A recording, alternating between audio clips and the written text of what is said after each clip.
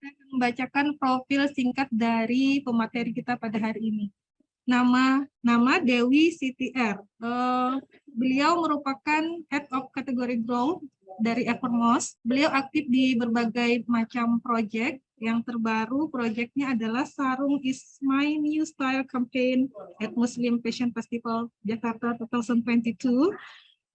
Beliau juga memiliki pengalaman kerja dari April 2005 hingga Mei 2007 sebagai staf internal Quality Assurance at Pionerindo Gourmet International Tbk, kemudian Juni 2007 hingga Januari 2014 sebagai Promotion Court at Up to Date Irna Lapel Square Lookup, kemudian Februari 2014 hingga Mei 2017 sebagai Head of Marketing and Communication Elzata Dauki, kemudian Juni 2017 hingga April 2018 sebagai Program Manager at In5 Project, kemudian Mei 2018 hingga November 2019 sebagai Head of Marketing and Promotion at North Sport Hijab, dan yang terakhir beliau dari Januari 2020 hingga sekarang sebagai Head of Category Growth Fashion Muslim, Muslim Prayer Set, Al-Quran, dan buku kesehatan at Evermost. Kemudian beliau juga aktif di berbagai seminar dan kursus seperti Bootcamp Social Media Specialization at Belajar Lagi 2022, Trend Seminar 2020 hingga 2021, dan Marketing Audit and Plan 2015. Kemudian beliau juga sebagai relawan di Inspirator at Kelas Inspirasi 2 Bandung 2014. Dan masih banyak lagi tentunya profil tentang beliau, tapi tidak bisa saya bacakan semuanya karena mengingat waktu. Dan untuk mengenal Ibu Dewi lebih dekat lagi, langsung saja kita sapa Ibu Dewi. Assalamualaikum Ibu Dewi. Waalaikumsalam Ibu Sari. Bagaimana kabarnya pagi ini, Bu? Iya, alhamdulillah baik, Bu. Gimana kabarnya di sana? Alhamdulillah di sini cerah, enak cuacanya, dan semua juga dalam keadaan baik. Alhamdulillah. Iya. Iya. Ibu Dewi, sebelumnya boleh tidak kalau kita pengen tahu apa singkatan R dari nama Ibu Dewi, Dewi Siti R? R-nya itu Rohmah, Dewi Siti Rohmah. Gitu. Oh iya, biar adik-adik mahasiswa juga jadi lebih kenal. Iya. Baik, Dewi Siti Rohmah. Dewi Siti Rohmah, ya. Nah, untuk menghemat waktu kita, sepertinya adik-adik mahasiswa juga sudah siap. Adik-adik mahasiswa silahkan dipersiapkan buku dan alat tulisnya. Jangan lupa kalian catat apa yang perlu untuk kalian catat. Jangan lupa juga siapkan pertanyaan, karena saya yakin akan banyak sekali yang bisa kita gali dari Ibu Dewi. Adik-adik mahasiswa, nanti kita akan juga ada sesi tanya jawab. Bisa kalian bertanya langsung dengan on kamera, bisa juga kalian melalui kolom chat. Baik, langsung saja kita akan masuk kepada materi perkuliahan. Kepada Ibu Dewi, saya persilakan untuk mengambil alih acara. Silakan, Bu Dewi. Baik, terima kasih Bu Sari. Ini saya langsung share screen aja ya. Sebelumnya ini saya coba bawa dua, kan kita nanti ada 2 sesi ya Bu ya kalau nggak salah. Betul.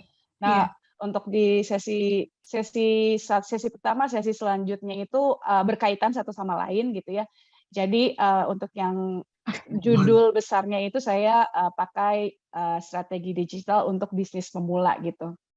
Karena kan mungkin di sini juga ada teman-teman yang nantinya pengen mulai bisnis gitu ya. Kayak gimana sih caranya untuk masuk ke dunia digital gitu ya. Dari mana dulu gitu ya, seperti itu.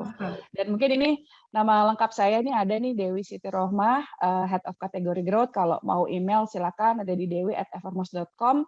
Nomor teleponnya juga sudah tertera di situ. Oke. Kalau tadi panjang banget gitu ya Ibu Sari bacain, mungkin ini saya rangkum aja pengalamannya.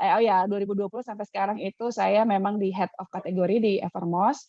Terus saya juga sudah punya pengalaman 12 tahun pegang tim brand dan marketing untuk brand-brand fashion muslim. Saya juga memiliki antusiasme terhadap marketing dan digital marketing, bertahun-tahun gitu jadi project manager di event fashion dan campaign, dan punya goals nih, setiap tahun pengen ada 2 cap baru di paspor. Amin ya.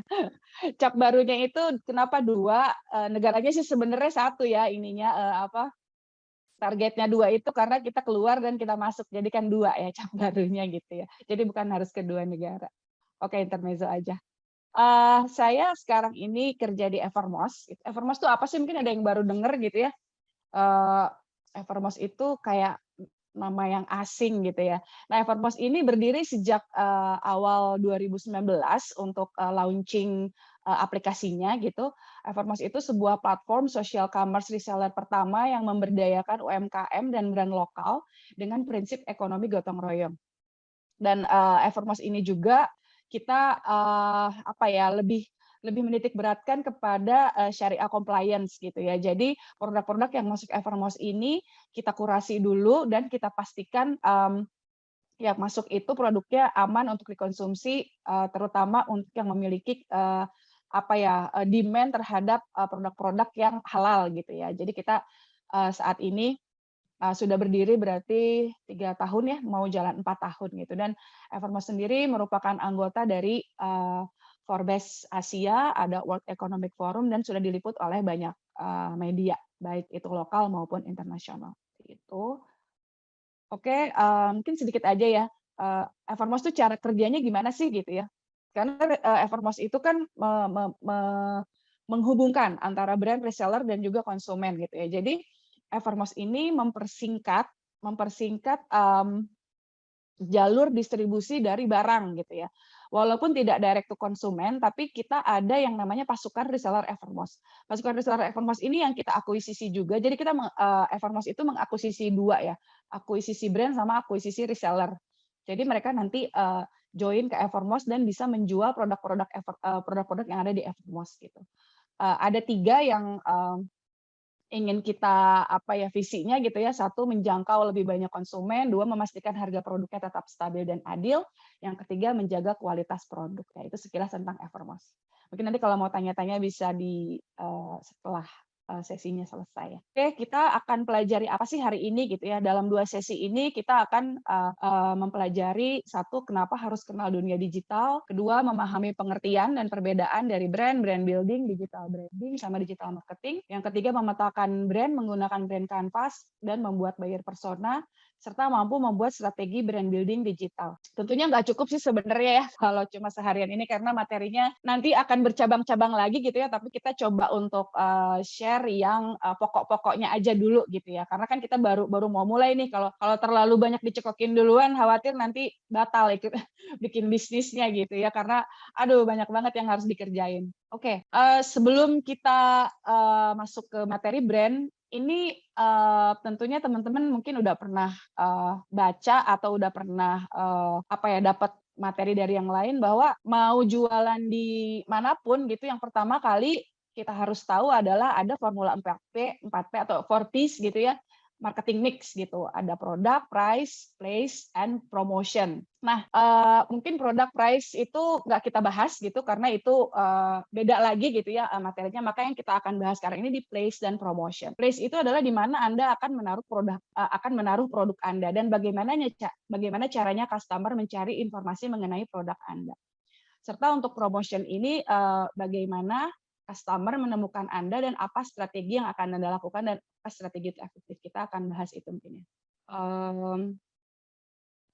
Oke, kita lanjut. Nah, untuk place dan promotion ada, 3 sebenarnya, ada 3 saluran ya. Yang pertama hanya online aja atau digital, yang kedua itu offline gitu, dan yang ketiga itu hybrid, antara online dan offline jadi satu gitu. Nah, saat ini tuh, udah mulai ada, pergerakan yang tadinya hanya 100% online, dia bergerak juga ke offline. Jadi udah hybrid gitu ya. Dan memang disarankan, tidak 100% online sih, jadi tetap harus ada activation yang, offline juga gitu ya. Oke, ada 2 sebenarnya marketing itu ya, yang pertama marketing konvensional dan kedua itu marketing digital, kita, run through sedikit aja.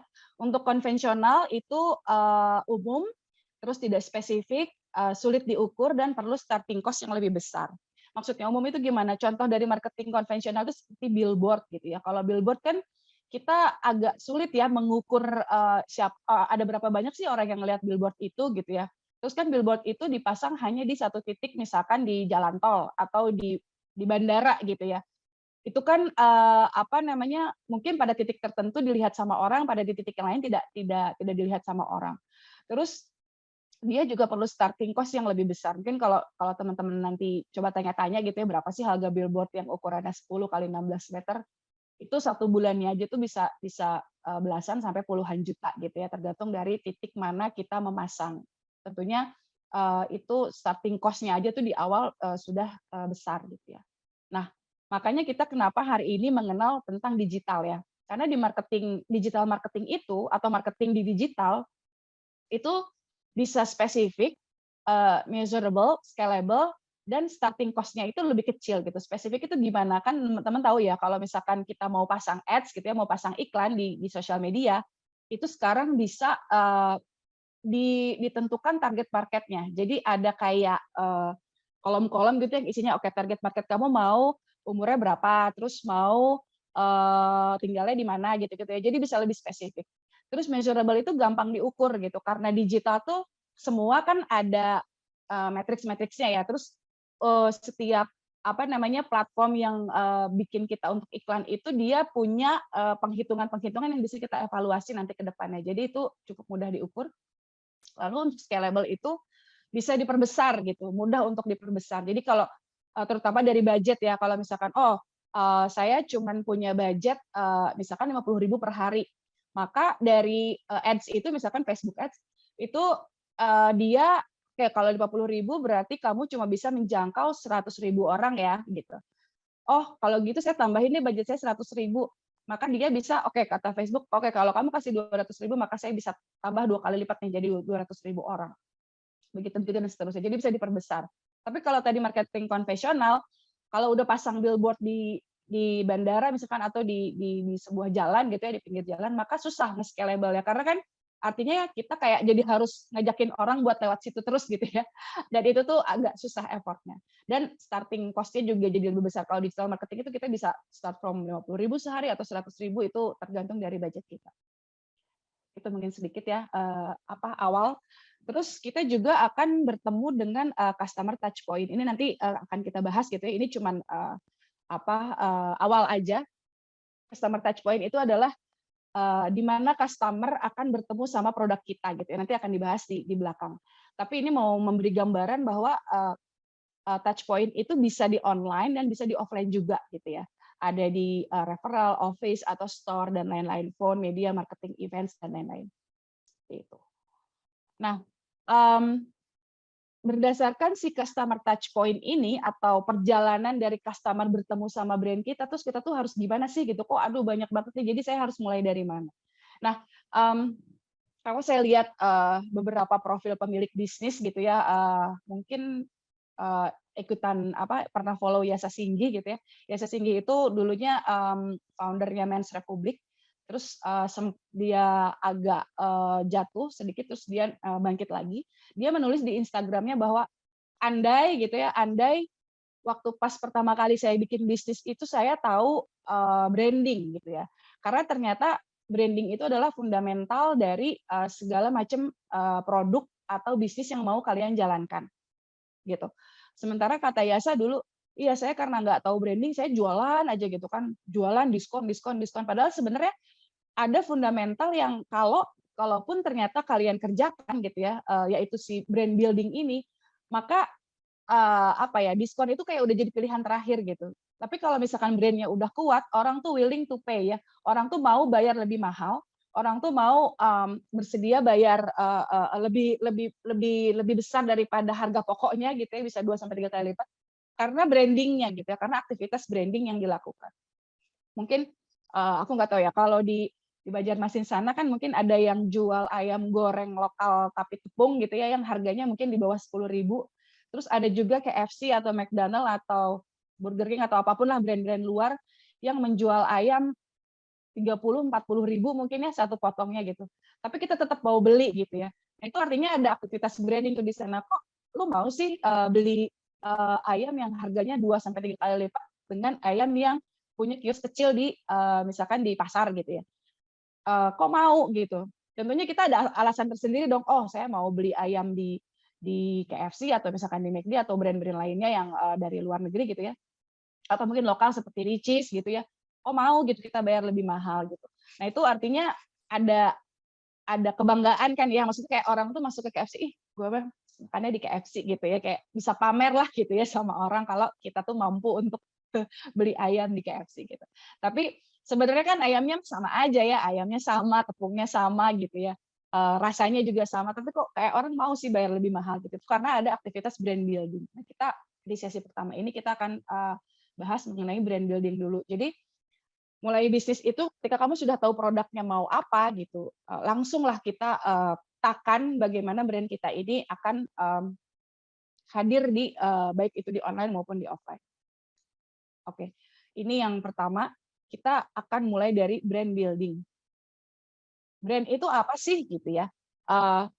Kan kita suka dengar brand itu merek, ya merek itu apa gitu ya? Merek itu adalah brand adalah arti, gambaran, persepsi yang dibangun dalam pikiran audiens mengenai produk Anda. Jadi aktivitas brand building itu adalah tidak bisa sebentar, harus terus-menerus. Selama brand itu hidup, aktivitas brand building itu terus-menerus dilakukan. Karena apa? Karena kita kan ingin misalkan kita produknya sepatu gitu ya, atau mungkin apa ya, craft ya, dari Banjarmasin mungkin banyaknya craft ya, dari Kalimantan Selatan. Craft. Nah, orang tuh pengen melihat craft kita itu apa sih gitu, mau apa yang kita pengen mengerahkan orang untuk melihat brand kita itu apa yang ada di pikiran. Misalkan kalau misalkan craft, oh misalkan dari apa ya, batu-batu ya kebanyakan mungkin ya. Oh, batu-batu ini adalah saya pengen dipersepsikan sebagai perhiasan yang menjadi pilihan pertama saat berangkat ke pesta misalkan gitu ya. Maka aktivitas brand building-nya itu harus mengarah ke situ. Misalkan kayak bikin fotonya gitu ya, bikin fotonya maka yang harus kita ciptakan bahwa si batu ini, kalung batu gitu, kalung batu-batu kecil yang manik-manik terus mengkilat-mengkilat gitu ya, maka ini tuh bakal cantik kalau dipakai ke pesta. Jadi dipikirin sama kita tuh dibangun persepsinya itu supaya orang yang melihat produk kita itu sama dengan apa yang kita inginkan gitu. Makanya brand itu persepsi ya, dibangun atas persepsi orang. Kan kadang-kadang orang tuh beda-beda ya, kayak misalkan mobil lah ya, mobil ada beberapa merek ya, ada Toyota, ada apalagi ya, ada Kia gitu, ada Suzuki gitu ya. Orang tuh beda-beda. Misalkan di Jawa nih orang mempersepsikan kayak Toyota itu irit, misalkan kalau Suzuki terlalu irit, terus kalau apalagi Daihatsu misalkan lebih tidak irit misalkan gitu ya, atau boros gitu.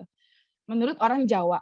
Nanti kata orang Kalimantan, oh enggak, kalau menurut saya nggak apa-apa sih Daihatsu enggak begitu irit, tapi tahan banting nih misalkan gitu ya, dibawa ke mana-mana mobilnya itu kuat gitu. Jadi nggak apa-apa, nggak terlalu irit, tapi saya punya tujuan lain gitu untuk membeli mobil si Daihatsu ini. Jadi dan Daihatsu tuh ngelihat kayak, oh ternyata kalau di Banjarmasin atau di Kalimantan secara umum gitu, Daihatsu itu laku karena memang bodinya misalkan ya, atau bannya atau apapun lah gitu yang bisa nah itu nanti mereka akan bikin activity branding karena persepsinya itu diarahkan ke situ gitu ya. Jadi ada dua atau tiga lebih sudut pandang yang bisa dibangun sama si brand itu agar konsumennya nanti mau apa sih yang dilihat gitu dari produknya dia. Contohnya seperti itu.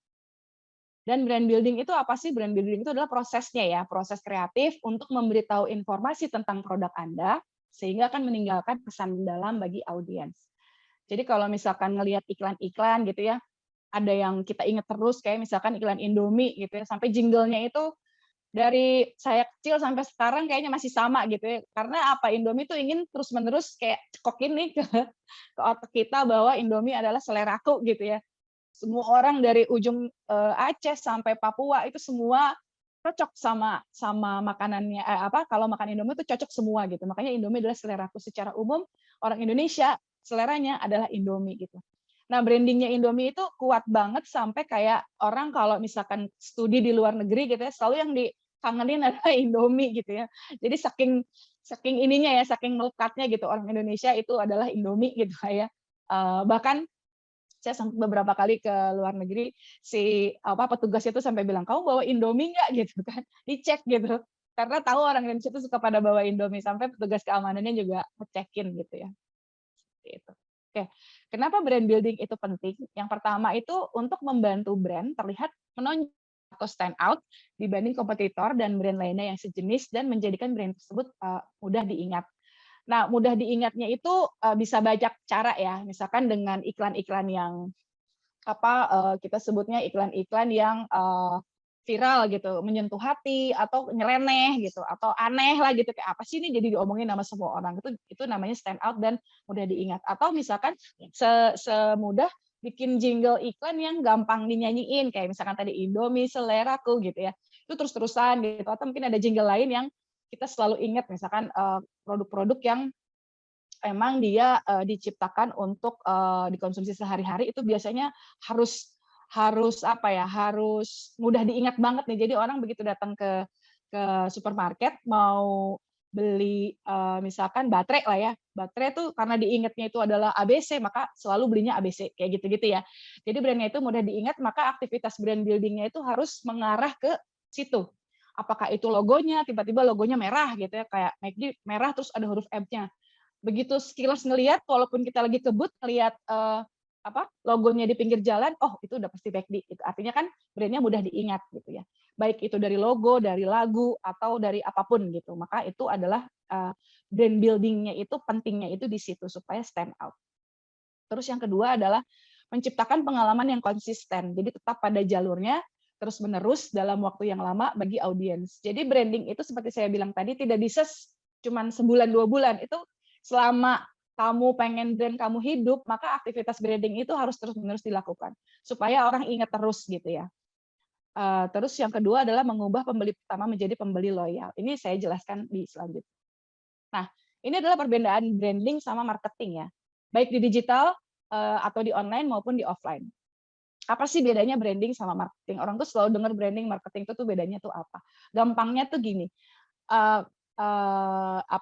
marketing itu kayak ngajakin orang buat jalan bareng atau kencan gitu ya. Itu adalah marketing. Jadi marketing itu narik orang, pulling. Tapi kalau branding itu adalah alasan dari orang tersebut mau diajakin ngedate atau kencan gitu ya. Karena apa? Karena saya tahu nih kalau kalau dia yang ngajakin kencan saya mau. Kenapa? Karena dia orangnya baik misalkan gitu ya. Rajin sholat atau apalah beribadah gitu ya. Terus kayak orangnya itu ramah gitu, easy going, enak diajakin ngobrol. Nah, itu adalah alasan dari si orang itu mau beli gitu ya, atau mau diajakin ngedate gitu. Itu aktivitas branding. Artinya kan si orang yang ngajakin ngedate itu misalkan cowok namanya Andi misalkan ya.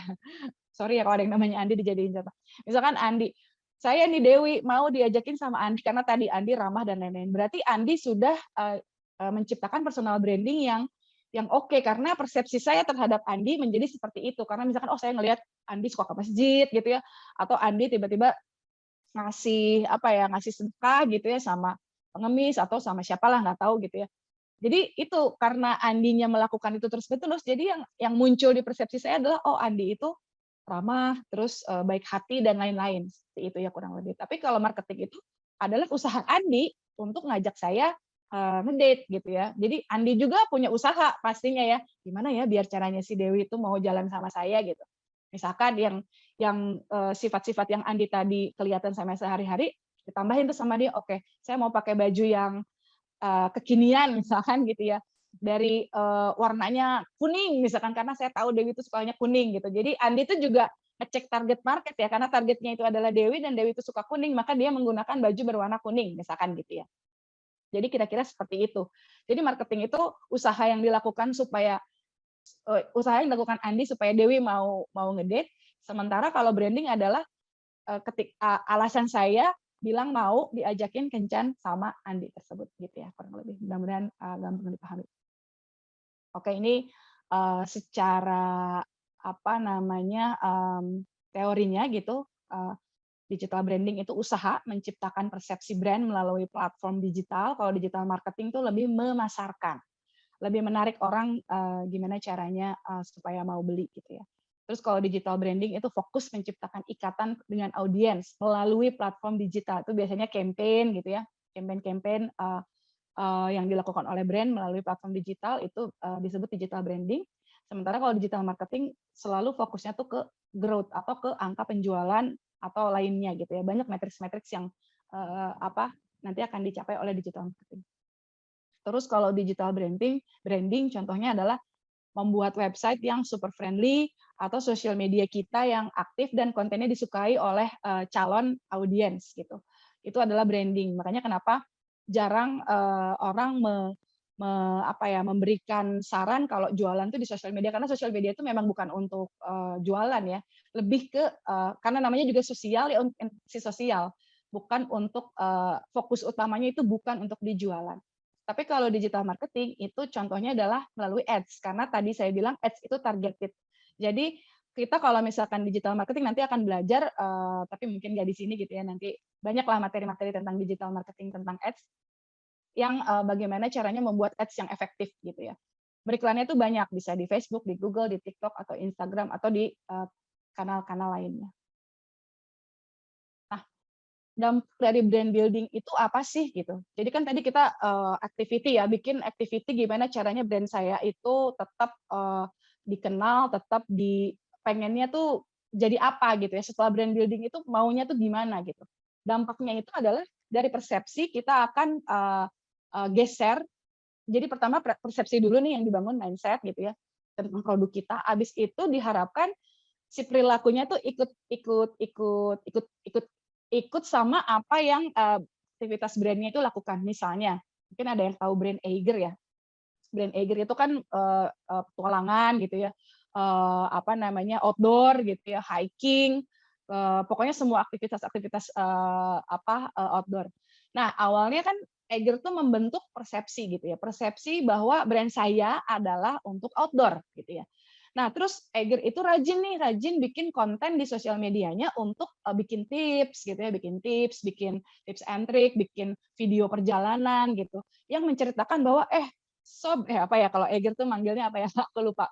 Misalkan guys gitu ya, hey guys gitu, kalau kita mau ke mendaki gunung gitu, maka persiapkan 1, 2, 3, 4, misalkan 1 perlengkapan yang cukup, 2 fisik gitu ya, ketiga peralatan yang berkualitas agar nanti ketika naik gunung tidak ada ketika ada kendala yang dihadapi, si alat tersebut bisa membantu. Nah, diharapkan oleh Eiger adalah orang-orang itu ngikutin tips and triknya dia gitu ya. Jadi pas ketika kita oh iya ingat nih pas mau naik gunung, oh iya ingat saya pernah ini nih tips and triknya dari Eiger gitu kan. Oh kita ikutin gitu kan. Masa sih Eiger ngasih tips-tips yang menyesatkan gitu ya, nggak mungkin lah gitu kan. Nah, akhirnya dia ngikutin. Makanya ada perilaku yang berubah gitu ya.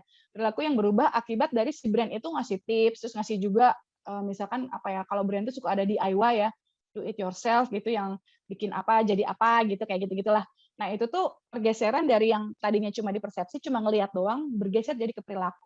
Setelah ke perilaku itu, geser lagi ke penampilan. Jadi orang tuh mau pakai produknya.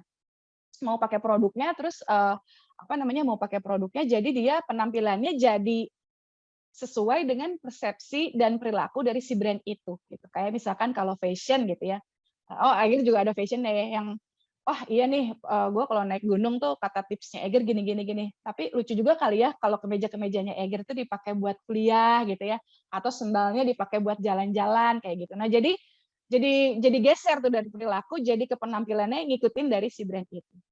Jadi dampak dari brand building itu seperti itu ya, harapan semua brand itu ketika mereka membuat atau nge-build sebuah brand itu dari mulai persepsi, pindah ke perilaku jadi ke penampilan. Seperti itu.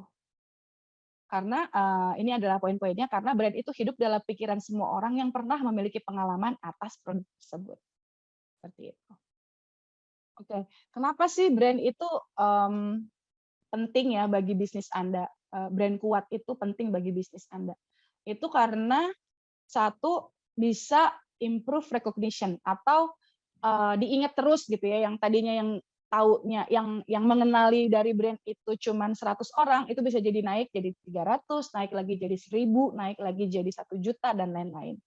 Itu makanya brand yang itu kuat. Kayak misalkan Coca-Cola, dia kan sudah berdiri dari tahun 1900 sekian gitu ya, sampai sekarang tuh masih berdiri, dan orang yang mengenalnya dia juga lebih banyak karena generasi terus bertambah gitu, dan penduduk dunia juga semakin bertambah, maka aktivitas brand itu akan improve si recognition gitu ya.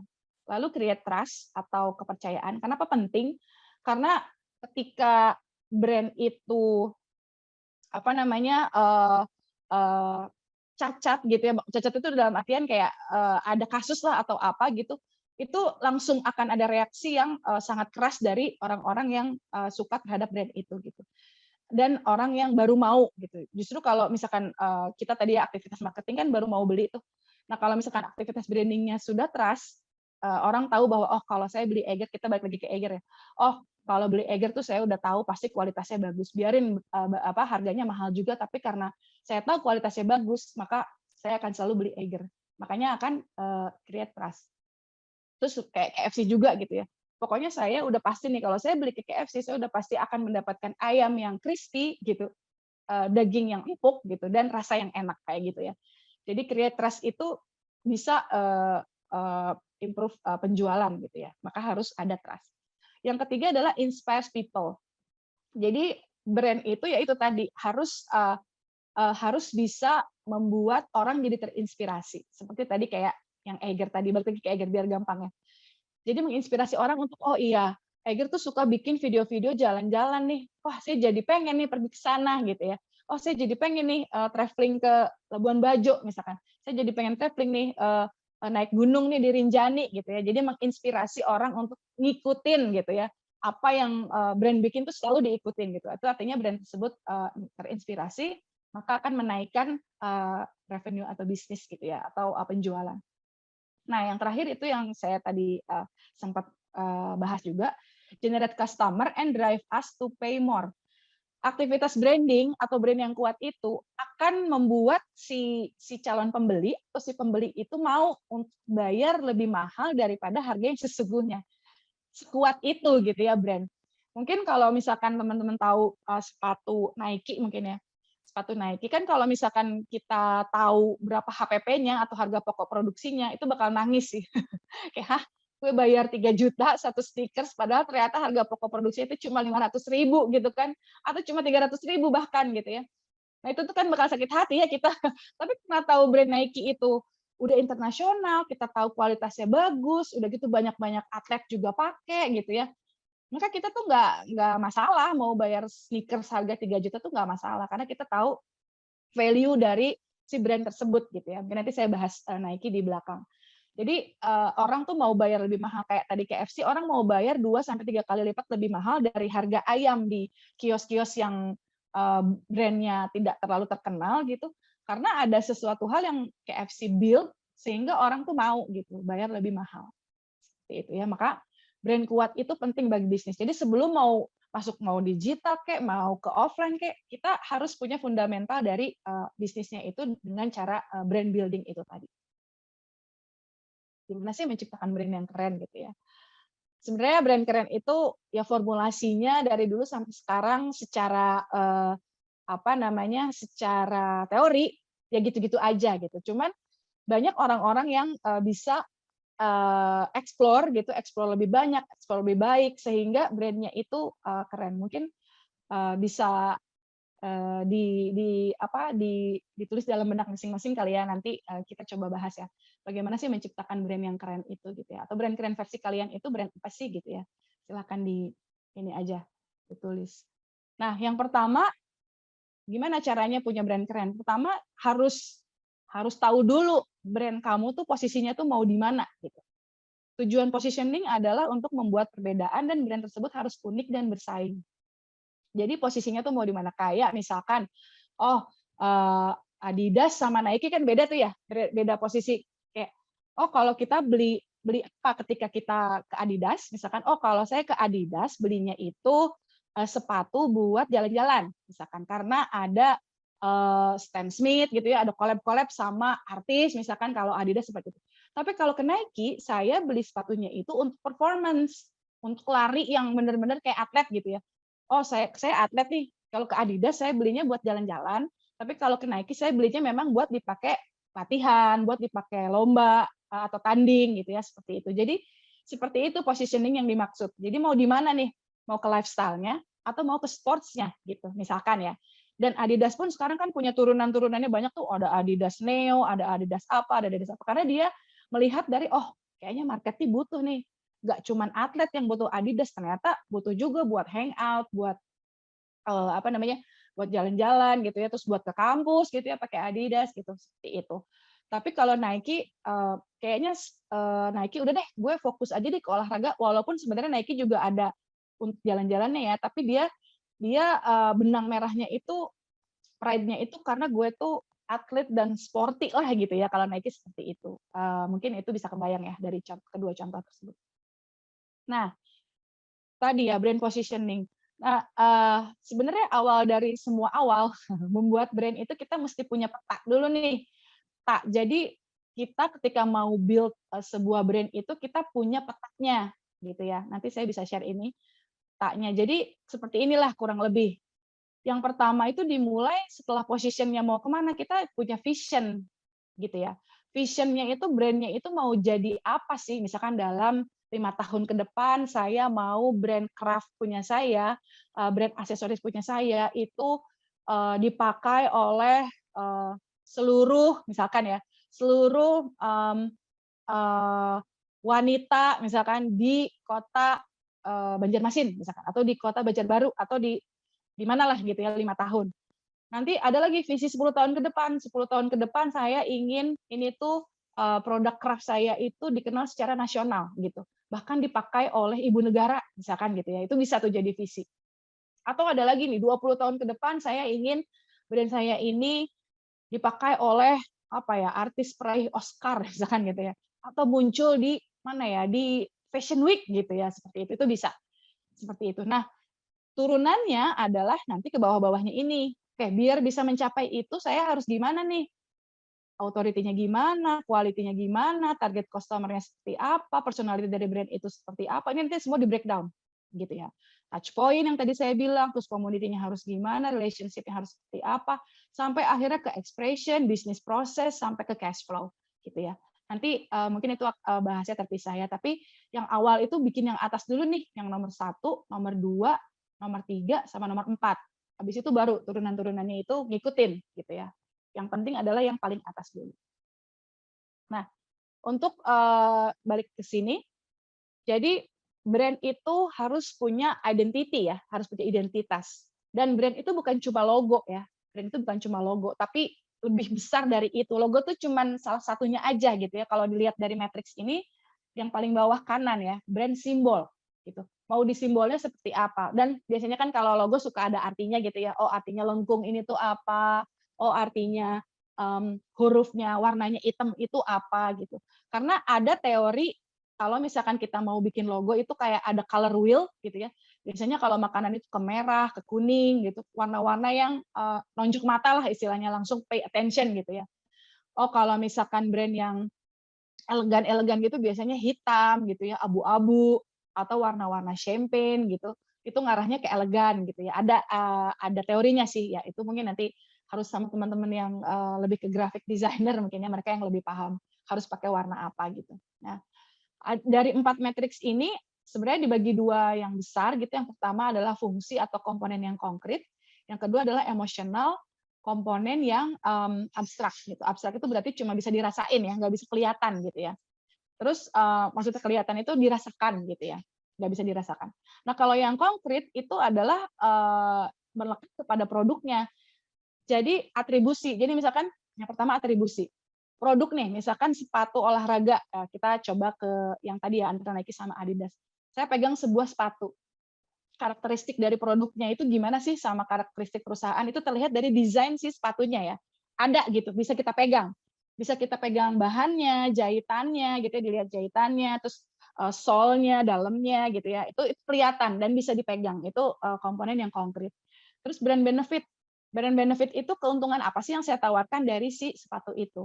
Nah, mungkin kadang-kadang tuh orang suka keliru antara function sama benefit ya. Atau apa namanya? Kita sebutnya ya function sama benefit. Jadi biasanya gini, kalau function itu emang udah dari sananya si produk itu kayak gitu. Kayak misalkan gini, oh nyaman digunakan, atau oh ini akan membuat untuk kaki lebar, misalkan ya kan ada sepatu tuh untuk kaki sempit sama untuk kaki lebar gitu ya. Kadang-kadang itu juga nggak pernah disebutin tuh sama yang punya sepatu gitu. Tapi untuk beberapa brand yang tahu banget karakteristik kaki orang itu di daerah tuh beda-beda ya, ada yang kecil gitu ya, ada yang tulangnya lebih menonjol, ada yang lebar tapi kurus gitu ya. Nah itu adalah karakteristik dari si produknya gitu. Oh ini bisa dipakai untuk kaki lebar. Oh ini nyaman. Nah nyaman itu bukan benefit. Benefit itu adalah sepatu saya kalau dipakai seharian tidak pegel. Itu adalah benefit gitu. Benefitnya adalah saya tidak pegal menggunakan sepatu itu. Kalau nyaman itu lebih ke atribusi atau ke karakteristik gitu ya. Ke fitur gitu. Itu fitur. Tapi kalau benefit itu secara fungsional adalah saya tidak akan pegel selama 1 hari kalau saya pakai sepatu itu. Kalau psikologisnya, saya percaya diri kan meningkat nih 2 kali lipat setelah saya menggunakan sepatu ini gitu ya. Itu adalah benefit. Jadi apa yang dirasain setelah dia pakai, bukan ketika dia pakai. Kalau ketika dia pakai kan itu sih tadi ya fitur dan karakteristik. Tapi kalau misalkan setelah dipakai, apa sih yang kamu rasain terhadap sepatu itu? Oh, sepatu ini membuat teman-teman saya jadi sirik nih sama saya gitu ya. Karena sepatunya terlihat keren gitu ya. Atau sepatunya terlihat wow menonjol gitu ya. Terlihat bagus gitu. Nah, itu adalah benefit. Jadi hati-hati dalam memetakan mana fitur dan mana benefit gitu. Jadi benefit itu setelah dipakai apa sih yang dirasakan gitu.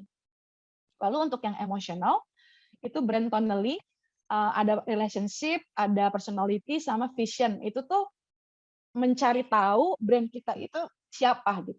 Misalkan tadi brand Craft ya, Craft kalung bentuk lagi ya mungkin ya. Personality itu seperti apa? Apakah si kalungnya itu kalau personality itu tuh kayak terlihat ramah gitu ya. Kalung kayak gimana tuh yang terlihat ramah? Kalung ramah adalah misalkan yang batunya nggak terlalu tajam-tajam gitu ya.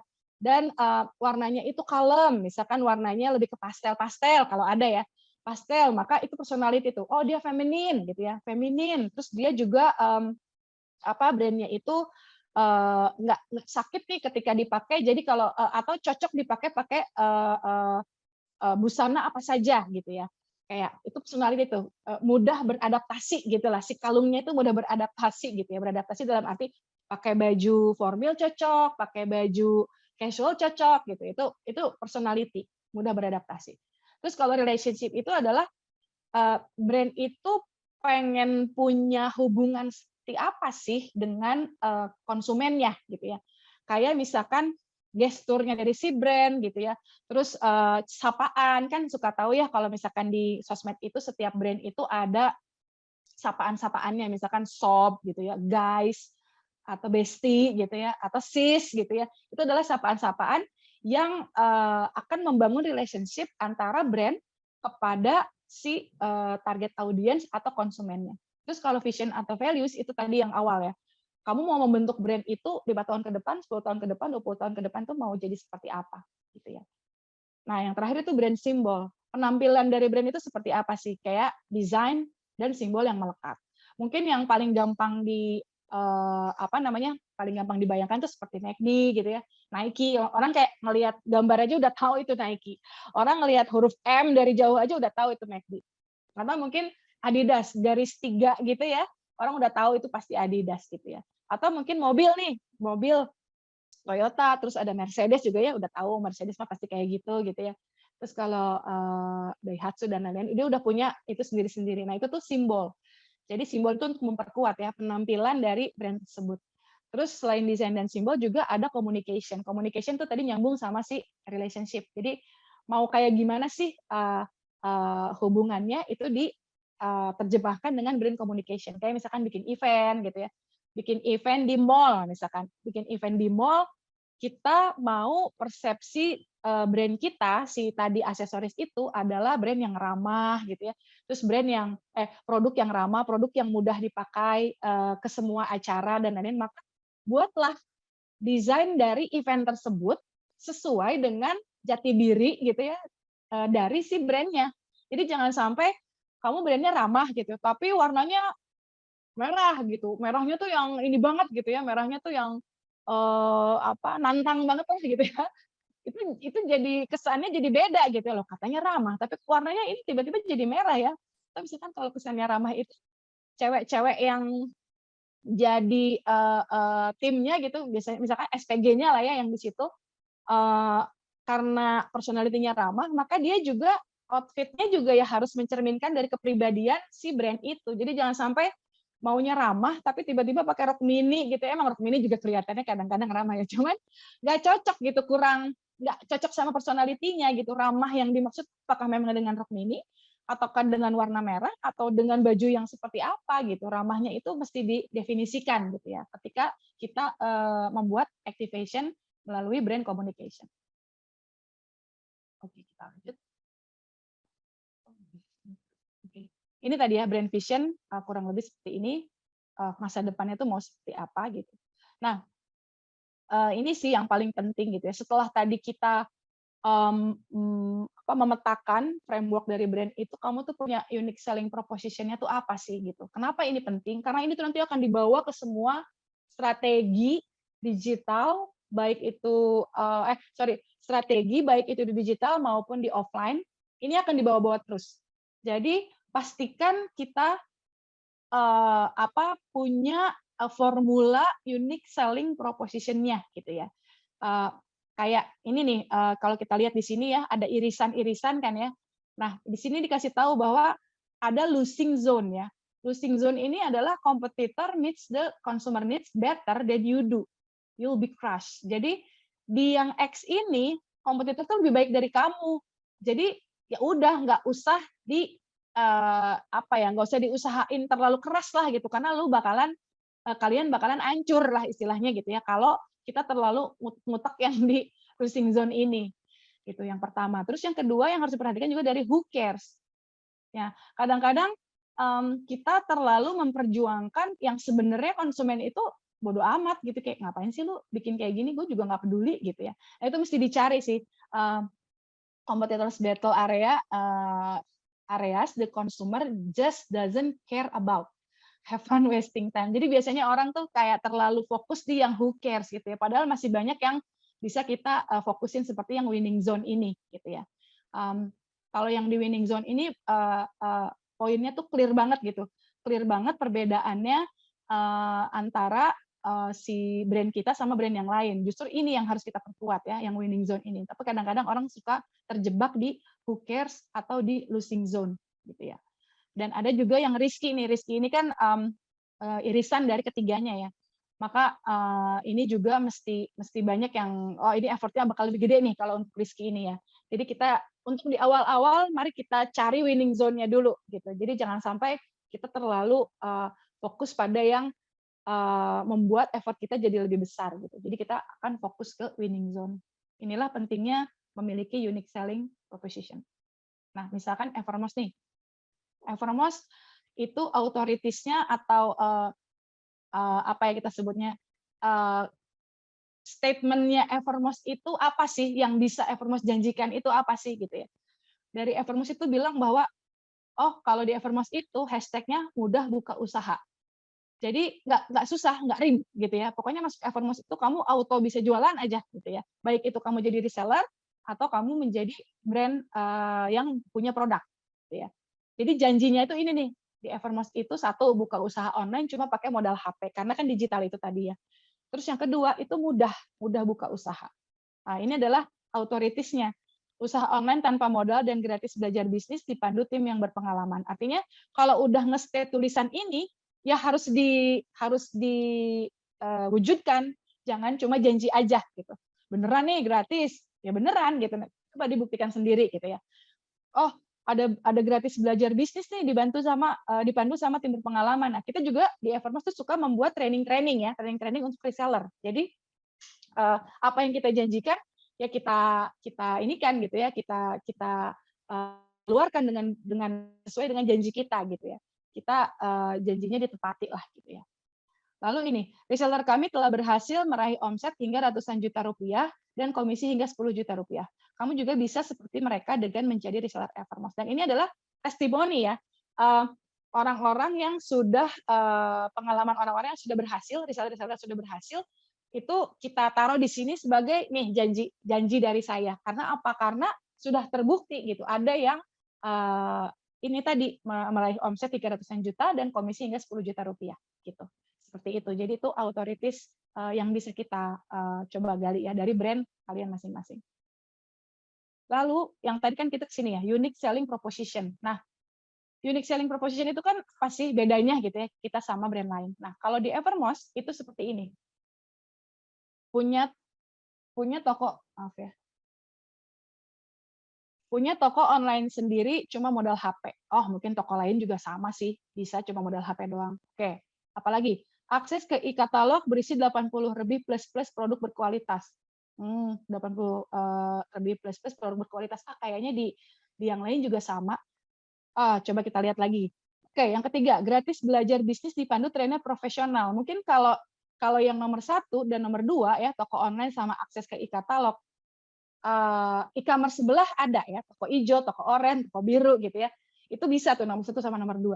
Tapi nomor 3, toko oranye, toko hijau sama toko biru nggak ngasih gitu ya. Evermost nih yang ngasih gitu ya. Gratis belajar bisnis ini. Jadi ini udah beda nih. Oke, bedanya ada di gratis belajar bisnisnya yang dipandu oleh trainer profesional. Kita ada training setiap hari, ada yang seminggu sekali, ada bahkan training online via Telegram gitu-gitu ya, atau via WhatsApp gitu itu ada. Terus ada gratis ongkir, kirim kemana aja ada gratis ongkirnya. Oh, itu juga sama sih, yang lain juga ada. Oke.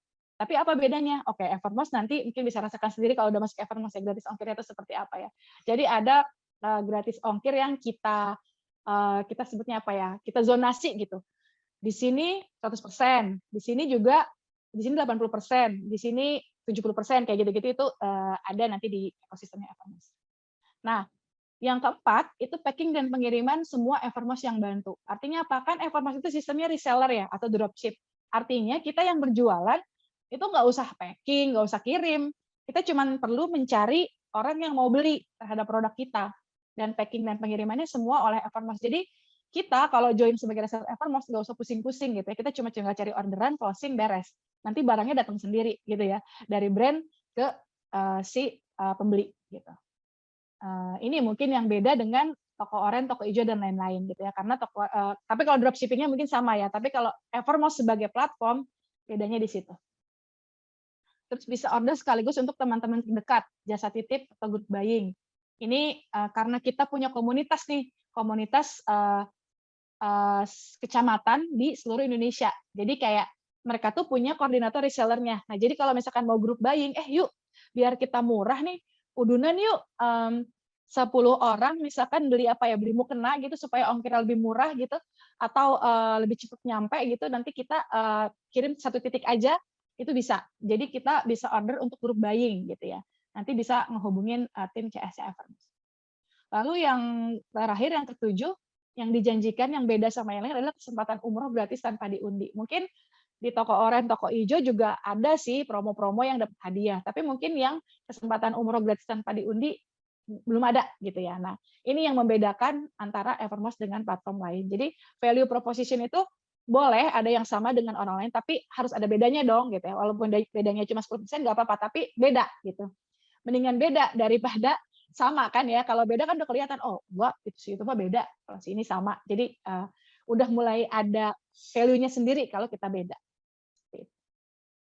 Oke, mungkin ada yang tahu parfum Humans ya, viral banget lah di Instagram, di Twitter gitu ya, bahkan sampai bisa terjual ribuan botol dalam satu dalam satu waktu gitu, mungkin 5 menit 10 menit saya lupa.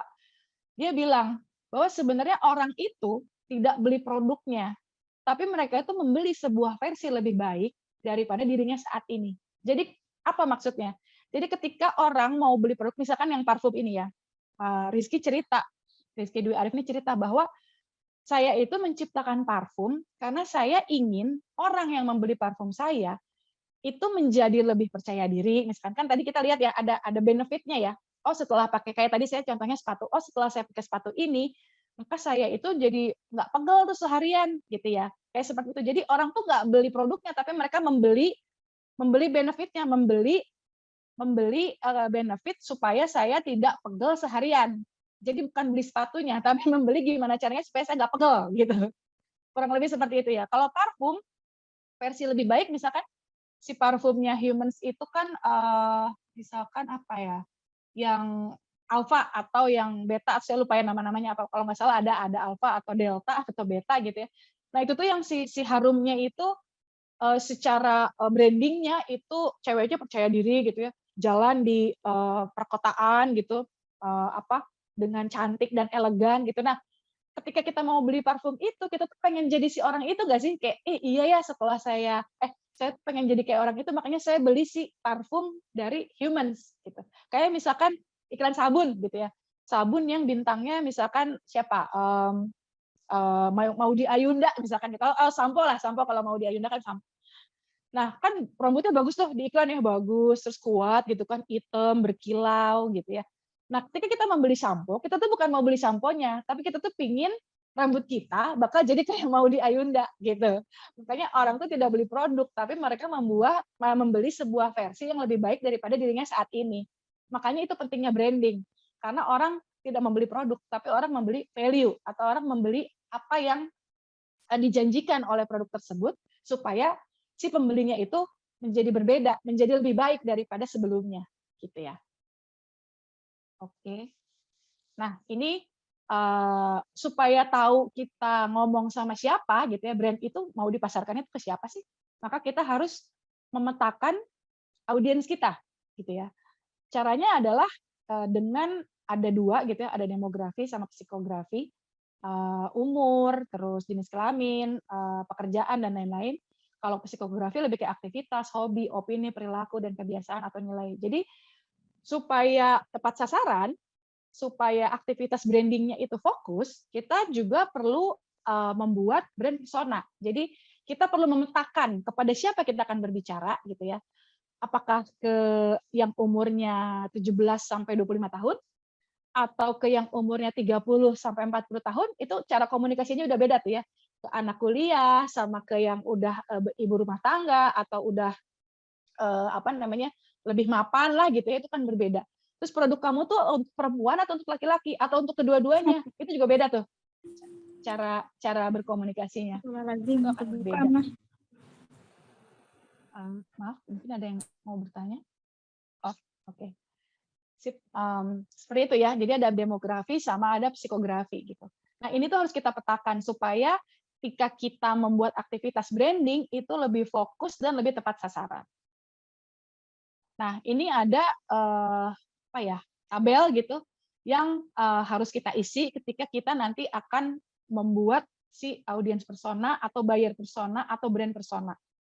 Jadi si target audience saya tuh pekerjaannya tuh apa, keluarganya misalkan udah punya anak atau belum, atau kalau belum punya anak dia berapa bersaudara gitu ya, usianya berapa, terus domisilinya tuh di mana, terus goals dalam pekerjaannya dia itu apa sih, misalkan saya ingin menjadi dia tuh goals-nya adalah dalam 5 tahun ke depan saya ingin menjadi manajer misalkan ya, ingin menjadi manajer artinya kan mau menuju manajer itu banyak nih yang harus dia lakukan kan. Nah si step-stepnya itu, jadi nanti brand kita itu bisa menjadi solusi ya, solusi terhadap apa yang ingin dia capai gitu. Makanya kita harus tahu goals-nya itu apa sih si audience persona kita ini. Terus apa tantangan yang dihadapi, terus apa yang produk kita bisa bantu supaya bisa mereka tuh bisa meraih tujuan. Misalkan saya tadi kan, goal saya adalah setiap tahun saya bisa ke luar negeri 1 kali misalkan gitu ya. Artinya kan ada usaha kan, nabung dulu gitu ya, nabung. Supaya nabung itu berarti kan saya harus mencari income tambahan misalkan gitu ya, karena gaji saya yang sekarang cukup misalkan gitu ya. Terus atau misalkan saya targetnya di tahun 2023 misalkan saya mau ke Eropa misalkan ya, mau ke Eropa. Maka ketika saya tahu saya punya cita-cita ke Eropa, berarti saya butuh dan saya ke Eropanya itu misalkan musim dingin. Artinya kan saya butuh kalau minuman mah tolak angin gitu ya. Terus minyak-minyak balur gitu karena kan kita di negara tropis terus ke yang negara musim dingin kan pasti ada perubahan adaptasi, atau biar kulit nggak kering saya butuh lotion gitu. Atau saya butuh jaket tebal gitu. Artinya itu kan yang saya butuhkan. Maka ini yang nomor 3, apa yang bisa produk Anda bantu agar mereka bisa raih tujuannya. Kalau tadi si kalung nih misalkan, si ibu ini Mbak Dewi mau ke luar negeri. berarti kalung apa yang cocok buat orang-orang yang mau pergi ke luar negeri supaya terlihat ketika pakai jaket tetap kelihatan gitu ya, atau ketika pakai ketika buka jaket si kalungnya juga wow gitu ya, langsung kelihatan misalkan jadi keren gitu ya. Nah, berarti harus kalung yang seperti apa sih gitu, seperti itulah kurang lebih. Terus tantangan yang dihadapi gimana, terus bagaimana cara produknya tuh mengatasi tantangan yang dihadapi oleh si audiens persona gitu ya. Macam-macam lah. Terus kira-kira apa ya yang akan mereka sukai dari pelayanan Anda, terus keberatannya itu apa gitu. Dan nanti tuliskan satu kalimat yang akan membuat mereka membeli produk Anda. Nah, ini dengan memetakan ini kita jadi lebih tajam ya fokusnya gitu ya. Si produk kita ini harus dikemas brand building-nya itu seperti apa. Nah, ini nih misalkan ya target audience gitu ya. Mungkin ini udah pada apal ya. Siapa aja yang ada di sini gitu. Ini kan beda-beda nih. Ada yang masih single, ada yang sudah menikah, ada yang anaknya udah 2, ada yang anaknya baru 1, ada yang pakai kerudung, ada yang enggak gitu ya. Ada yang menikahnya itu sudah lama tapi dikaruniainya tuh ada yang menikah sudah lama tapi belum punya anak, ada yang menikahnya 1 tahun tapi langsung dikaruniai anak gitu ya, ada macam-macam lah. Ada yang sekolah gitu, ada yang sekolahnya sampai S2, ada yang sekolahnya hanya sampai SMA, ada yang S2 gitu ya, macam-macam. Ada yang tinggal di Depok, ada yang tinggal di Citayam Depok ya. Ada yang di Bandung, misalkan ya, ada yang di Jakarta, ada yang macam-macam lah. Nah, ini tuh contoh aja. Jadi ini tuh harus dipetakan.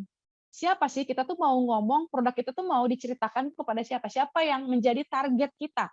Misalkan target audiensnya adalah si Bonge nih, gitu ya, dari Citayam nih. Berarti kita harus gimana nih cara komunikasinya supaya Bonge mau beli produk kita, gitu ya. Terus yang kedua misalkan Aurel. Kalau Aurel beda nih profil yang sama Bonge kan, berarti kita harus seperti apa nih yang kita komunikasikan. Makanya setiap brand itu harus punya target audiens masing-masing gitu. Kepada siapa produk kita ingin dijualnya gitu. Tapi nggak boleh hanya satu ya. Kalau bisa sih ada 3 atau 5 gitu persona audiens dari setiap brand itu harus punya beberapa supaya kalau misalkan sepatu nih paling gampang ya, sepatu Adidas tadi saya bilang. Sepatu Adidas misalkan.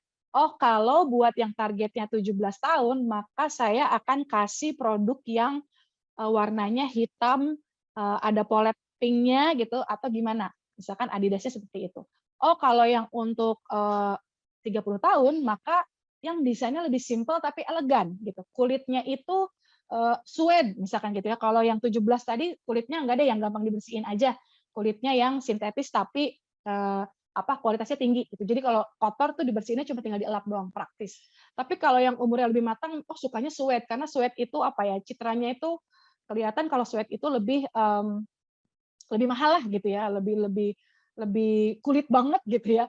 Makanya kalau umur 30 tuh sukanya suede misalkan gitu. Terus kalau umur yang lebih senior apa? Oh, senior tuh kayaknya bahannya yang lembut deh gitu ya, polyester tapi dia empuk gitu ya.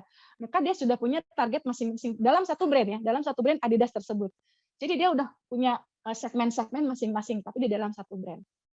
Oke, contoh membuat buyer persona, misalkan nih, ini saya bukan data yang sebenarnya ya, tapi saya coba bikin gitu.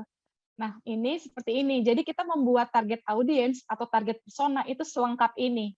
Jadi Aurel berumur 22 sampai 30 tahun, sudah berkeluarga dan memiliki 1 anak balita, tinggal di Pondok Indah Jakarta dan berprofesi sebagai pekerja lepas atau freelance gitu ya.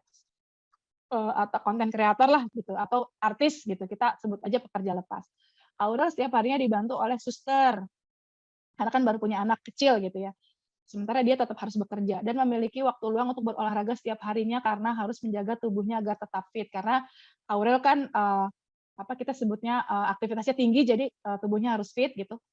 Terus Aurel sangat penyayang dan mengutamakan keluarga. Nah, kalau profilnya kayak gini, berarti cocoknya untuk produk seperti apa sih? Gitu.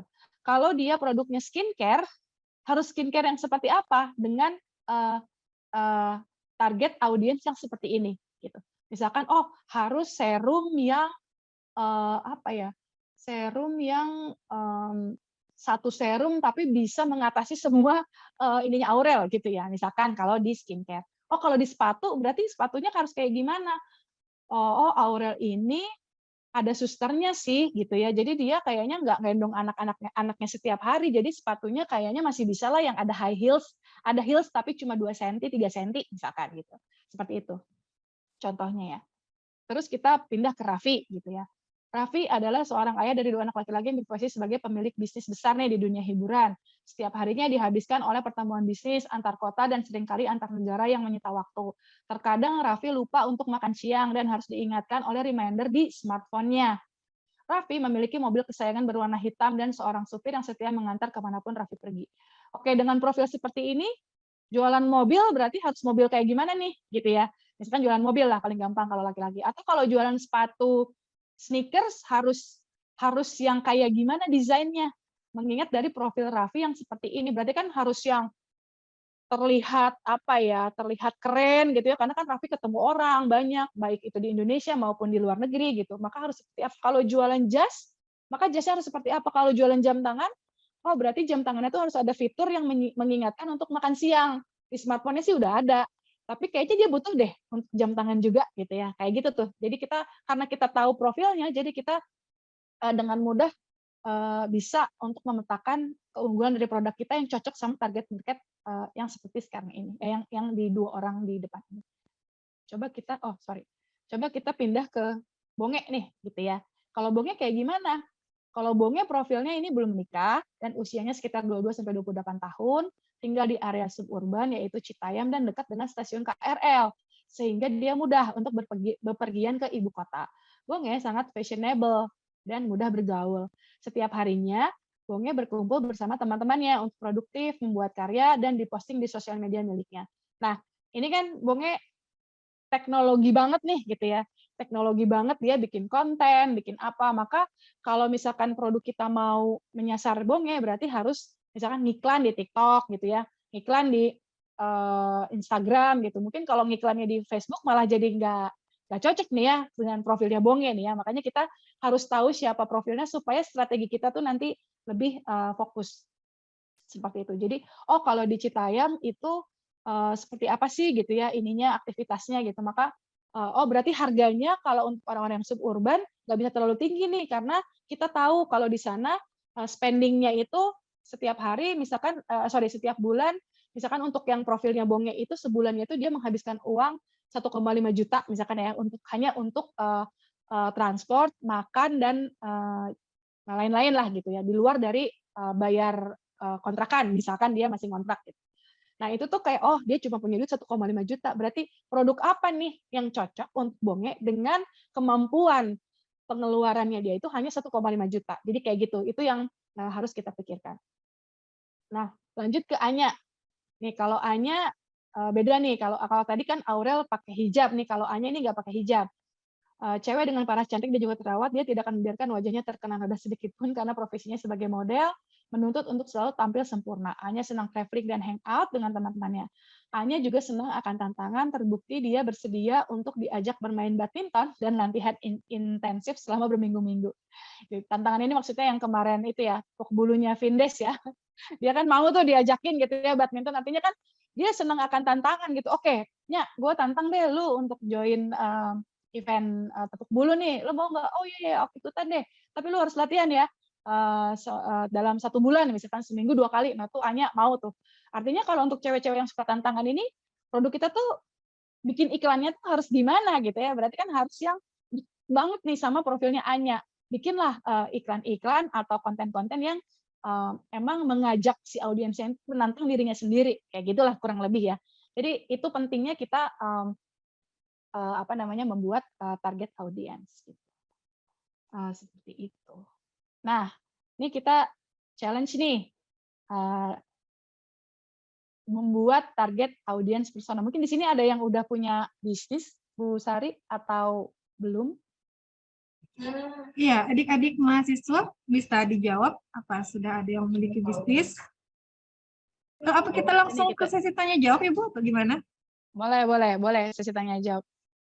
Ya, adik-adik mahasiswa, sampai sejauh ini masa adik-adik tidak ada yang mau ditanyakan? Terlalu seru apa terlalu bingung? Izin masuk, Bu. Iya, silakan. Oke, perkenalkan nama saya Sarah Hasni Salsabila atau Bila. Kebetulan memang udah punya bisnis. Cuman dalam artian manajemennya masih sangat-sangat sederhana, apalagi kan mahasiswa. Jadi untuk pembagian waktunya tentunya harus belajar lagi. Nah, dari pernyataan-pernyataan dari kakaknya itu benar-benar bermanfaat. Jadi memang untuk audiens itu karena targetnya tuh tetap kayak mahasiswa-mahasiswa, pastinya pengen yang murah tapi simple kayak gitu. Nah, cuman karena produk yang ulun galakan untuk bulan ini tuh kayak di perskincarean atau biasanya tuh lulur. Nah, dari kakaknya mungkin kalau misalnya fashion itu lebih mudah untuk di branding. Kalau untuk skincare itu pastinya testimoni-testimoni yang lebih cerah dan macam-macam. Nah, selain itu apakah ada untuk menguatkan audiensi supaya audiensi itu menjual atau menarik dari value-nya? Terima kasih. Oke, tadi apa lulur ya? Iya Kak, iya, iya.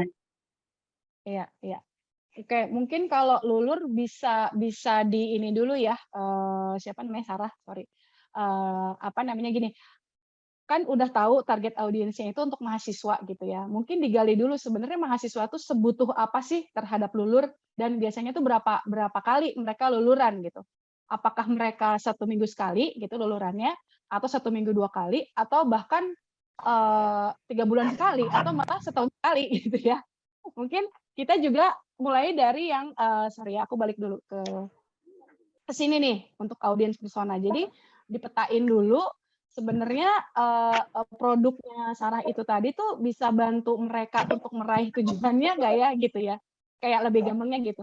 Jadi supaya orang mau pakai produk kita, pastikan produk kita itu menjadi solusi untuk mereka. Jadi misalkan, oh kalau mahasiswa itu karena sering berada di luar kampus atau di lapangan gitu, misalkan harus survei, atau kalau yang ini ke lapangan tuh misalkan kalau yang apa sipil atau dan lain itu suka ngukur-ngukur gitu ya di luar gitu panas-panasan gitu. Nah, mereka itu seberapa peduli sih dengan kesehatan kulitnya gitu ya. Nah, kalau misalkan buat yang suka bekerja di lapangan di bawah terik matahari pastinya akan lebih butuh nggak sih Sarah gitu ya. Mungkin bisa mulai dari yang itu dulu gitu. Kayak misalkan yang tadi di jurusannya itu sering ke lapangan, atau misalkan justru yang hospitality atau service yang biasa ketemu sama orang gitu ya, harus berhadapan langsung dengan orang. Artinya kan si penampilannya tuh harus paripurna lah ya gitu, harus sempurna dari ujung rambut sampai ujung kaki. Jangan sampai si kukunya kelihatan hitam-hitam, kulitnya burik gitu lah ya. Kalau di hospitality kan karena dia service ya, jualannya di situ. Maka ke situ tuh target market yang menurut saya bisa jadi prioritas pertama gitu ya. Orang yang di dunia hospitality artinya banyak ketemu orang gitu, kayak customer service gitu ya, atau apa ya, SPG gitu ya, yang suka di toko itu kan suka ada apa yang bantu ya, sales promotion gitu. Itu dulu mungkin ke situ dulu si targetnya, habis itu baru kita cari lagi nih, oke selain mereka, ini mereka kan udah yang utama nih, selain mereka kira-kira yang butuh produknya Sarah ini dengan latar belakang seperti apa ya gitu. Misalkan ada yang, oh saya mah bukan SPG, saya juga bukan bekerja di hospitality industry dan bukan juga yang bekerja di lapangan. Tapi karena saya suka merawat kecantikan, karena saya influencer misalkan gitu ya, saya KOL gitu, nano influencer yang follower saya udah 10.000 lah gitu ya. Itu juga bisa tuh ditawarin, oh karena dia juga ada hubungannya sama representasi brand personalnya dia ya. Jadi dia kayak, oh berarti dia butuh untuk merawat dirinya seperti si Anya itu tadi. Gitu. Jadi mulai dari ngegali itu dulu sih. Produknya apakah bisa menjadi solusi, terus yang kedua, si target market itu ke siapa gitu ya. Profilnya itu lebih dispesifikin lagi, yang hospitality industry tadi, atau misalkan yang suka bekerja di lapangan, seperti itu sih. Jadi jangan terlalu masif kemana-mana nih, kayak, oh pokoknya saya ke semua orang di kampus saya datengin satu-satu. Iya itu benar gitu ya. Itu juga benar, tapi effortnya bakal lebih besar dibanding sama ketika kamu tahu fokus kepada orang yang cocok sama ininya kamu apa dengan produk kamu bisa nge-solve apa yang masalah yang mereka hadapi gitu sih. Mudah-mudahan ini ya apa membantu ya. Oke Kak, makasih. Kalau mau nanya lagi sedikit boleh? Ini sedikit ya. Boleh Kak? Boleh, boleh, boleh. Jadi kan karena lulur aku tuh kayak ada insight dari tradisionalnya dan itu pemenangnya itu adalah di bagian aromanya yang benar-benar calming sama aromaterapi yang nggak bisa ada di lulur-lulur yang lain. Nah, kadang karena kita cuma visualisasi bagaimana cara menyampaikan emosional kalau misalnya ini loh lulur aku ini memiliki aroma yang beda dari orang dan dia bisa calming dan bisa jadi healing buat cewek-cewek di antara walaupun lagi banyak tugas tapi healing dulu lah sambil uluran dengan aroma yang aromaterapi. Nah, itu gimana sih Kak? Terima kasih. Iya, ya. Oke, itu berarti masuk ke yang ini tadi nih, ya.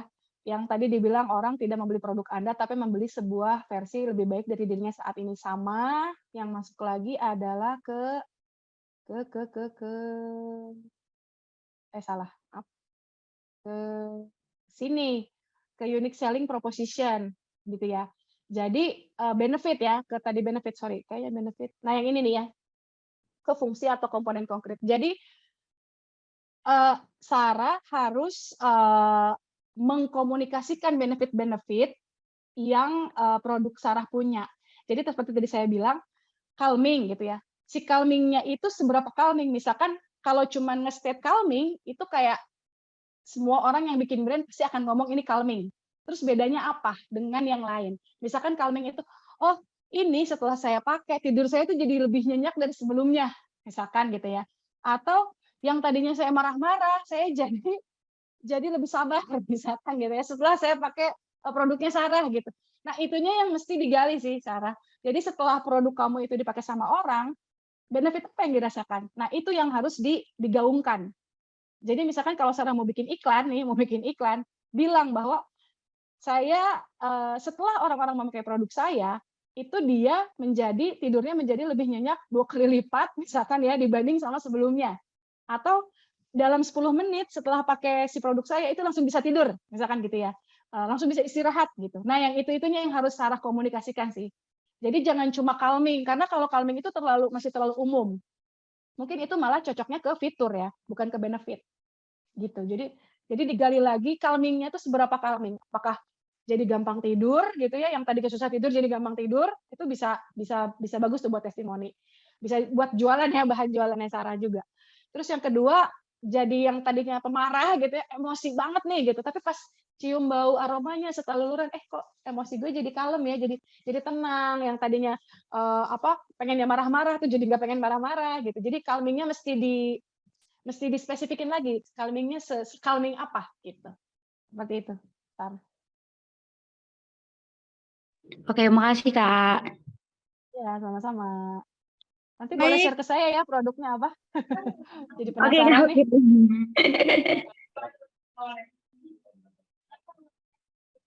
baik, silakan adik-adik yang lain yang ingin bertanya. Ya, masih belum ada. Silakan. Ya. Oke, kita sampai jam 10 ya, Bu ya? Jam iya ya, 11 Wita. Sorry. Saya di Bandung tadi, jadi pakai WIB jam 11 ya. Oke, terima kasih. Ini ada beberapa slide lagi sih ya. Kita lanjut aja mungkin ya. Oke, silakan Bu.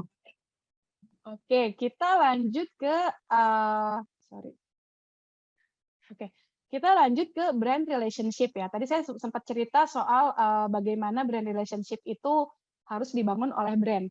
Jadi pengennya kayak gimana sih hubungannya gitu antara brand kita sama produk kita ke orang lain yang mau beli gitu.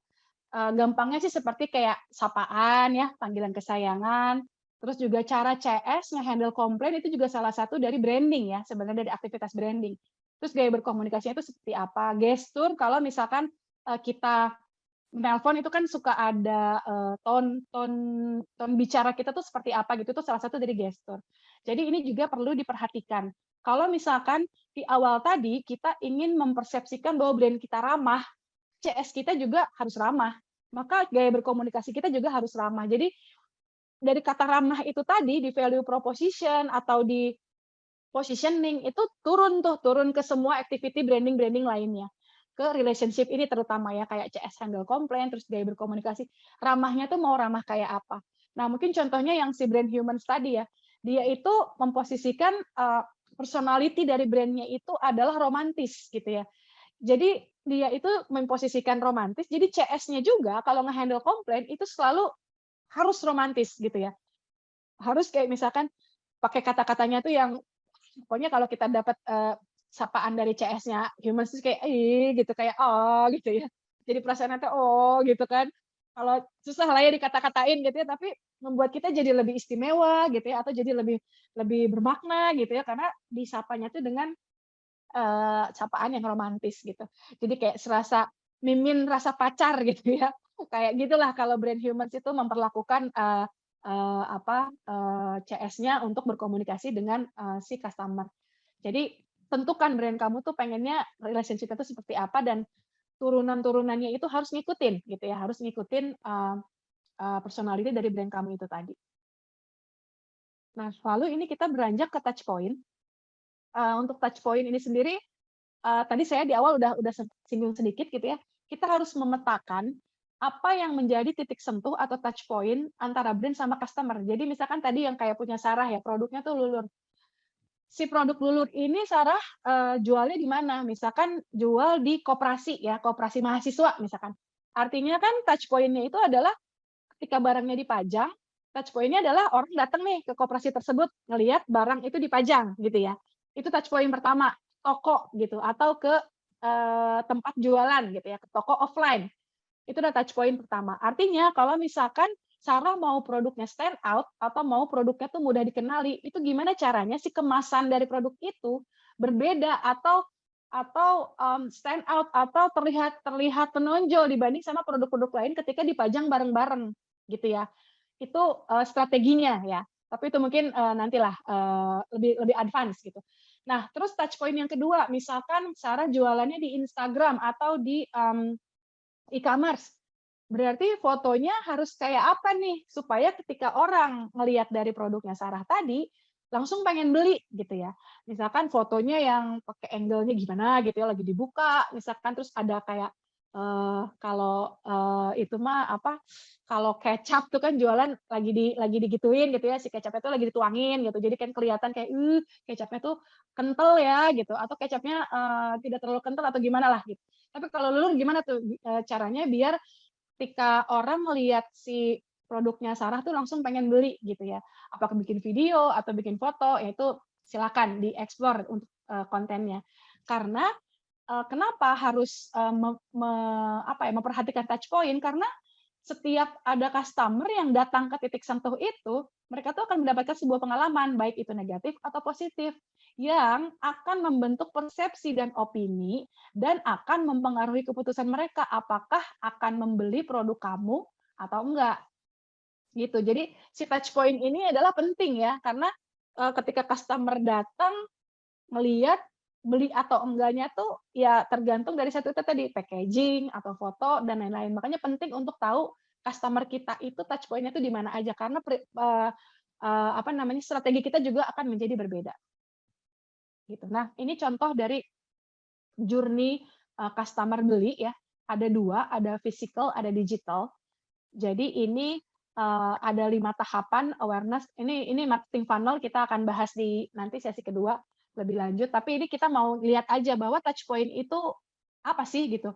Jadi touch point itu misalkan orang ada yang tahu dari ads gitu ya. Ada yang tahu dari ads yang pink ini yang di atas online ads, ada yang tahu dari viral email, ada tahu dari digital billboard.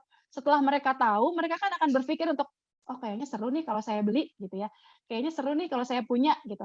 Nah, di tahap-tahap consideration atau dalam tahap mereka memutuskan berpikir mau atau enggak, itu harus diperkuat nih. Diperkuat dengan search gitu ya. Kalau di digital itu dengan search di landing page ada titik yang mengarahkan kita ke sebuah informasi yang akan membawa mereka jadi ke purchase gitu. Setelah mereka tahu nih, saya tahu nih brand lulurnya Sarah. Tapi saya pengen tahu lebih lanjut nih, saya harus klik apa ya? Misalkan klik link yang membawa ke blog atau ke landing page. Nanti di landing page itu Sarah akan ceritakan tuh tentang produknya. Produknya itu calming. Calming-nya itu adalah bisa membuat kamu tidur dalam 5 menit gitu ya. Pakai lulur sedikit, habis dicuci, dikeringin gitu, cium-cium baunya, langsung kamu merasa rileks dan kamu langsung ngantuk gitu ya, langsung bisa tidur tuh, yang biasanya kamu insomnia tuh jadi enggak lah gitu ya. Nah, itu diceritakan tuh di landing page itu tadi. Jadi orang memperkuat, oh oke, kan fotonya udah bagus tuh tadi di ads, fotonya udah bagus, melihat dari email orang-orang juga banyak yang ngomongin, kayaknya saya coba deh cari informasi lebih lanjut ke consideration. Oh, ternyata di blog itu dan di landing page atau mungkin di YouTube-nya bisa jadi gitu menceritakan tuh soal oh produk saya tuh gini gini gini. Nah, orang kan jadi oke, tadinya tertarik jadi udah mulai nih ada pergolakan batin gitu ya. Beli enggak gitu ya. Nah, habis itu setelah diyakinkan consideration itu di tahap consideration itu diyakinkan, setelah diyakinkan baru tuh oh oke, ternyata ini memang yang saya butuhkan. Maka journey-nya langsung tuh ke purchase. Beli. Beli itu bisa via website atau e-commerce atau via physical store atau via manapun lah gitu ya. Via Instagram misalkan atau via WA gitu, WA ke Sarah langsung gitu bisa. Pokoknya purchase itu ada beberapa inilah. Nah, tapi jangan lupakan setelah purchase kan dia itu akan menceritakan atau akan punya pengalaman kan terhadap produk itu setelah dia beli. Maka jangan lupa untuk servisnya juga kita perkuat gitu. Jadi misalkan, Kak, kemarin saya beli tapi kok kemasannya kebuka ya, misalkan karena packingnya kurang rapat gitu. Tapi kok kebuka ya gitu. Dia kan ngomong kan sama CS, boleh nggak ya saya tukar gitu si produknya. Nah, kalau misalkan nanti CS-nya ternyata tidak sesuai harapannya dia, maka tidak akan terbentuk tuh ke step berikutnya, ke loyalty. Dia hanya akan berhenti di service karena dia merasakan pengalaman yang menurut dia, kok gini sih? Saya udah beli tapi kok CS-nya kurang ramah misalkan ya, atau kok tidak solutif. Padahal kan saya beli ya gitulah, banyaklah macam-macam ininya gitu ya. Tapi kalau misalkan dari tahap servisnya itu sendiri memuaskan dari si customer yang sudah beli produknya, maka akan terbentuk ke loyalty. Dia akan ngomong sama teman-temannya, kemarin tuh gue beli nih produk lulurnya dari Sarah, ternyata bener loh, 5 menit gue pakai langsung tidur gitu ya, bener-bener nih yang calming-nya tuh bener-bener. Atau misalkan setelah dipakai itu jadi konsen nih, jadi lebih konsen ngerjain tugas, ngerjain apa karena relax gitu ya. Kalau udah relax itu pikiran jadi lebih tenang, jadi lebih fokus, belajar juga jadi lebih masuk lah gitu ya. Pelajaran yang dibaca itu jadi ilmunya jadi cepat masuk gitu. Nah, diceritain tuh sama teman-temannya Sarah yang beli atau sama customer yang lain, nanti akan terbentuk loyalty kan, dan loyalty itu nanti akan membawa customer baru lagi ke journey yang tadi awal, tahap awareness lagi. Jadi awareness itu bisa jadi dari cerita dari orang lain ya, ada word of mouth tadi ya di sebelah kiri ya. Nah, itu cycle-nya. Habis dari loyalty, karena dia dapatnya dari word of mouth, dia jadi penasaran. Dicari lagi lah tuh ke consideration lagi. Oh, ada nih YouTube yang menceritakan bahwa produknya Sarah memang calming apa dan lain-lain. Jadi jangan lupa setelah ada konsumen yang beli produknya, diminta testimoninya dan diceritakan. Itu akan menjadi kayak living gitu ya, living proof, bukti-bukti yang bisa Sarah kumpulin dan dimasukin ke situs seperti blog atau landing page atau YouTube atau mungkin di Instagram juga bisa gitu ya, supaya orang percaya, oh iya nih orang-orang udah ada punya pengalaman yang bagus nih gitu. Jadi cycle-nya akan begitu terus. Seperti itu ya. Terus, nah ini sebenarnya macam-macam media. Jadi kan tadi di sini tuh digital touchpoint tuh ada banyak ya medianya dari awareness sama consideration langsung ke purchase. Nah medianya itu apa aja sih? Medianya itu ada 4 ya. Ada 4 media. Ada yang berbayar atau paid media, itu berarti ads, sponsor, KOL itu paid ya, karena kan kita harus mengeluarkan budget untuk itu gitu. Atau ke affiliate atau ke brand ambassador, sponsor konten dan lain-lain. Pokoknya semua yang berbayar kita nyebutnya paid media. Lalu kalau own media yang biru itu adalah yang kita ciptakan, yang kita buat sendiri, yang kita create sendiri itu own media. Kayak misalkan sosmednya kita gitu ya, kan itu kan punya kita ya. Kita yang create semua isinya tuh mau apa, itu namanya own media. Ada review, ada user generated content, ada video, podcast, stories, create from experts dan lain-lain itu own media.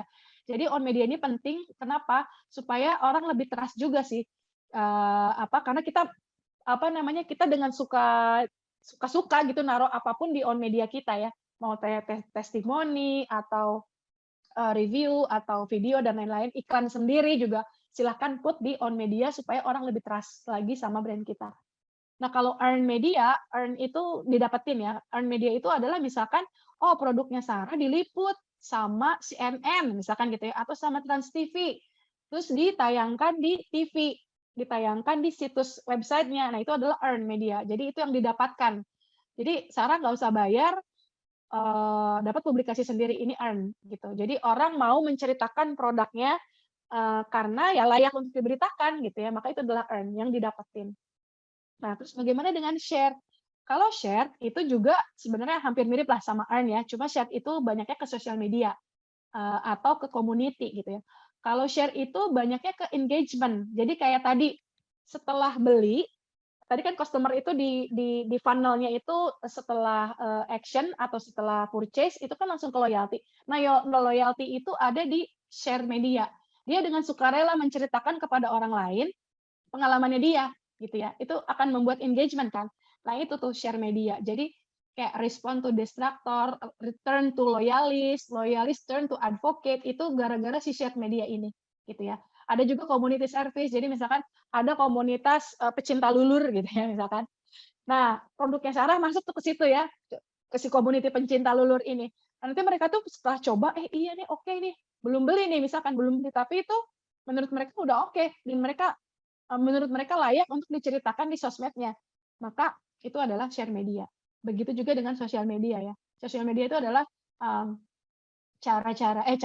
platform yang paling banyak mengambil porsi di share media ini gitu. On media juga ada sih sosial media, tapi kalau untuk share orang memberitahukan lagi kepada orang lain sampai viral gitu ya, itu adalah di share media ini. Gitu. Jadi dari sini tadi touch point journey ini bisa dimanfaatkan semua gitu ya, dan medianya itu apa aja itu ada di sini. Nah, ini ini aja ya, kita skip karena tadi ya identity udah, design, communication, sama behavior. Ini tuh lebih ke ekspresi value makna dari brand Anda ke target audience tadi melalui community, terus melalui activation dan lain-lain ya. Ini juga udah. Nah, mungkin kayaknya ini terakhir ya. Oke. Nah, ini terakhir untuk brand identity tadi. Jadi kita ketika mau membuat brand identity itu kita juga harus bikin petanya. Logonya tuh harus seperti apa, logo itu mencerminkan apa gitu ya. Ada physicalnya, ada personality, ada relationship, ada culture, ada reflection, ada self image yang tercermin dari logo tersebut gitu ya. Jadi logo itu nggak cuma sekedar logo, tapi ada meaning-nya, ada artinya gitu, ada konsepnya, atau ada ada latar belakang, ada konteksnya lah di balik dari sebuah logo tersebut. Misalkan contohnya Nike lah yang gampang gitu ya. Nike itu prisma identity-nya itu ketika fisik dari logonya itu adalah just do it, logo simbol. Dulu ini logo yang dulu mungkin ya, kalau sekarang kan Nike-nya udah hilang, cuma tinggal si checklist-nya doang. Terus ada tulisan just do it gitu ya. Itu adalah fisiknya yang bisa kita lihat, dan warnanya itu adalah kadang hitam, kadang putih tergantung dari si produknya itu apa. Lalu personality-nya, personality dari si logo ini menurut Nike itu mencerminkan sportive spirit, atlet, dan lifestyle.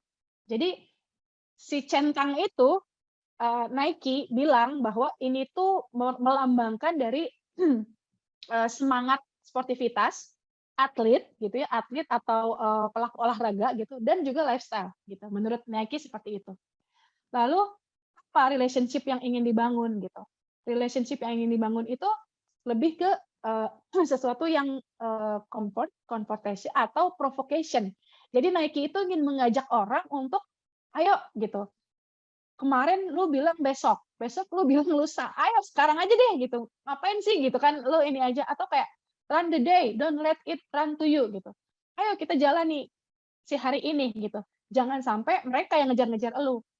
Kita yang ngejar, kita yang jalanin, jangan sampai dikejar-kejar. Ayo kita buat sesuatu yang pokoknya gerakan-gerakan sesuatu yang provokasi lah gitu. Nike seperti itu. Dia pengennya relationship-nya itu ngajakin orang untuk lebih baik gitu ya.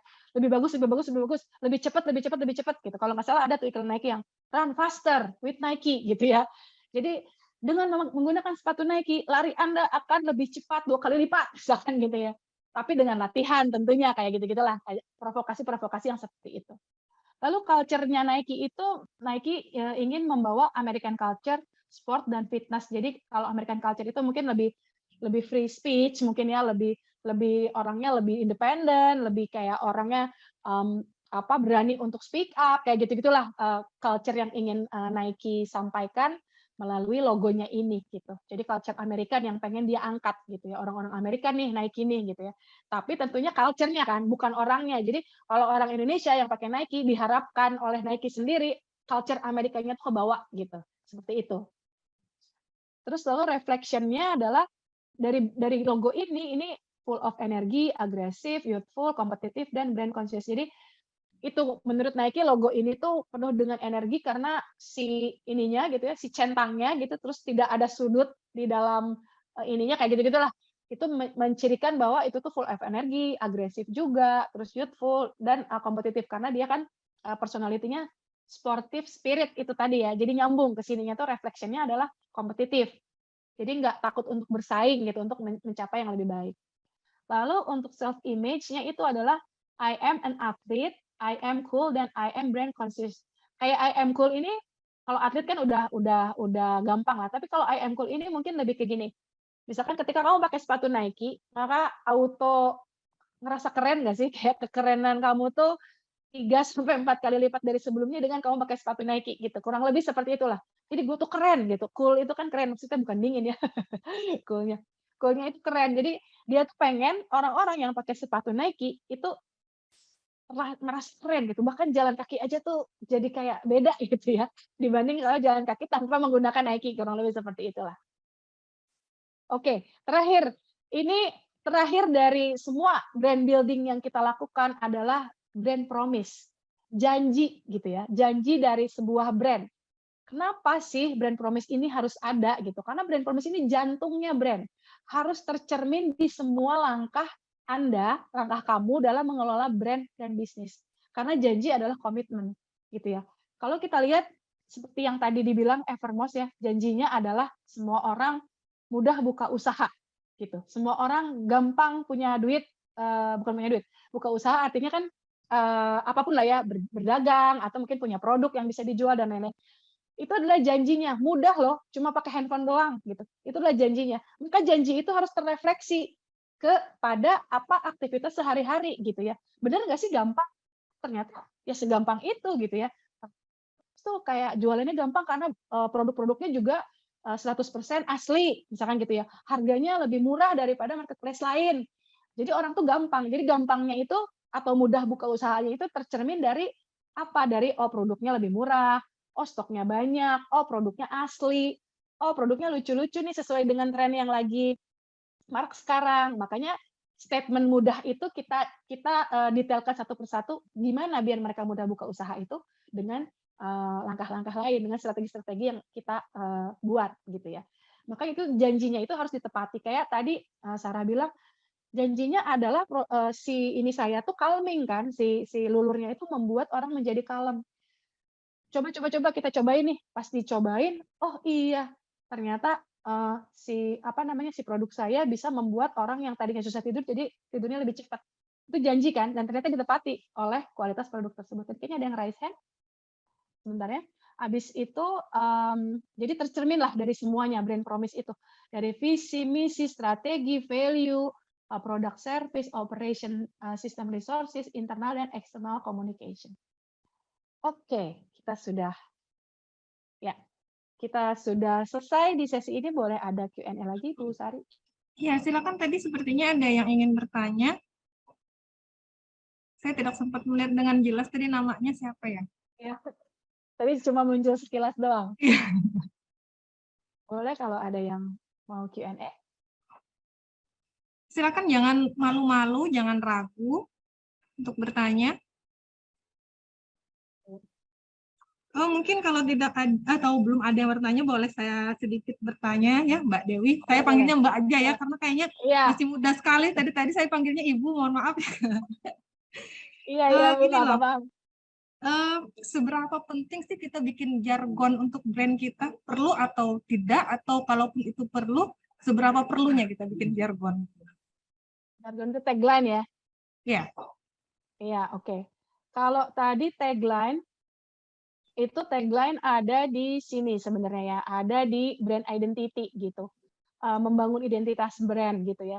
Jadi untuk jargon itu sebenarnya penting nggak penting gitu, tapi kalau kita punya maka itu gini, jargon itu lebih ke jadi logo nih misalkan tadi si logo Nike Iya, ada Just Do It ya. Itu si iya, Just Do It itu seberapa penting. Jadi Just Do It itu adalah bagaimana orang mempersepsikan, membayangkan brand Anda hanya dalam satu kata atau satu kalimat aja. Jadi lebih mengerucut. Jadi orang lebih mengerti lagi brand itu dengan jargon yang kita buat. Jadi menurut aku itu penting sih menurut aku ya. Jadi orang kayak nggak pusing-pusing itu brand apa sih? Terus apa sih ininya, fungsinya? Dengan adanya jargon yang kita buat, si Just Do It itu atau hashtag mungkin yang mudah buka usaha itu lebih memperkuat posisi dari brandnya. Setelah ada logo, itu ada jargon, itu saling mendukung sih kalau menurut aku, saling memperkuat gitu ya. Kalau logo kan kadang-kadang orang nggak ngerti ya, yang ngerti logonya kan filosofi itu kadang-kadang cuma iya, yang punya brand aja gitu ya. betul. Nah, si jargon itu memperkuat dari apa sih yang ingin kamu ceritakan dari logo itu, gitu.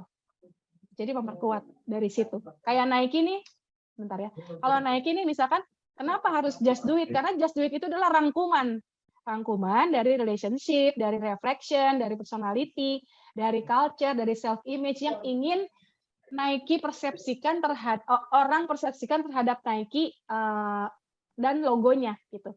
Just do it itu kan ada provokasinya nih, kayak udah lakuin aja gitu, do it gitu ya.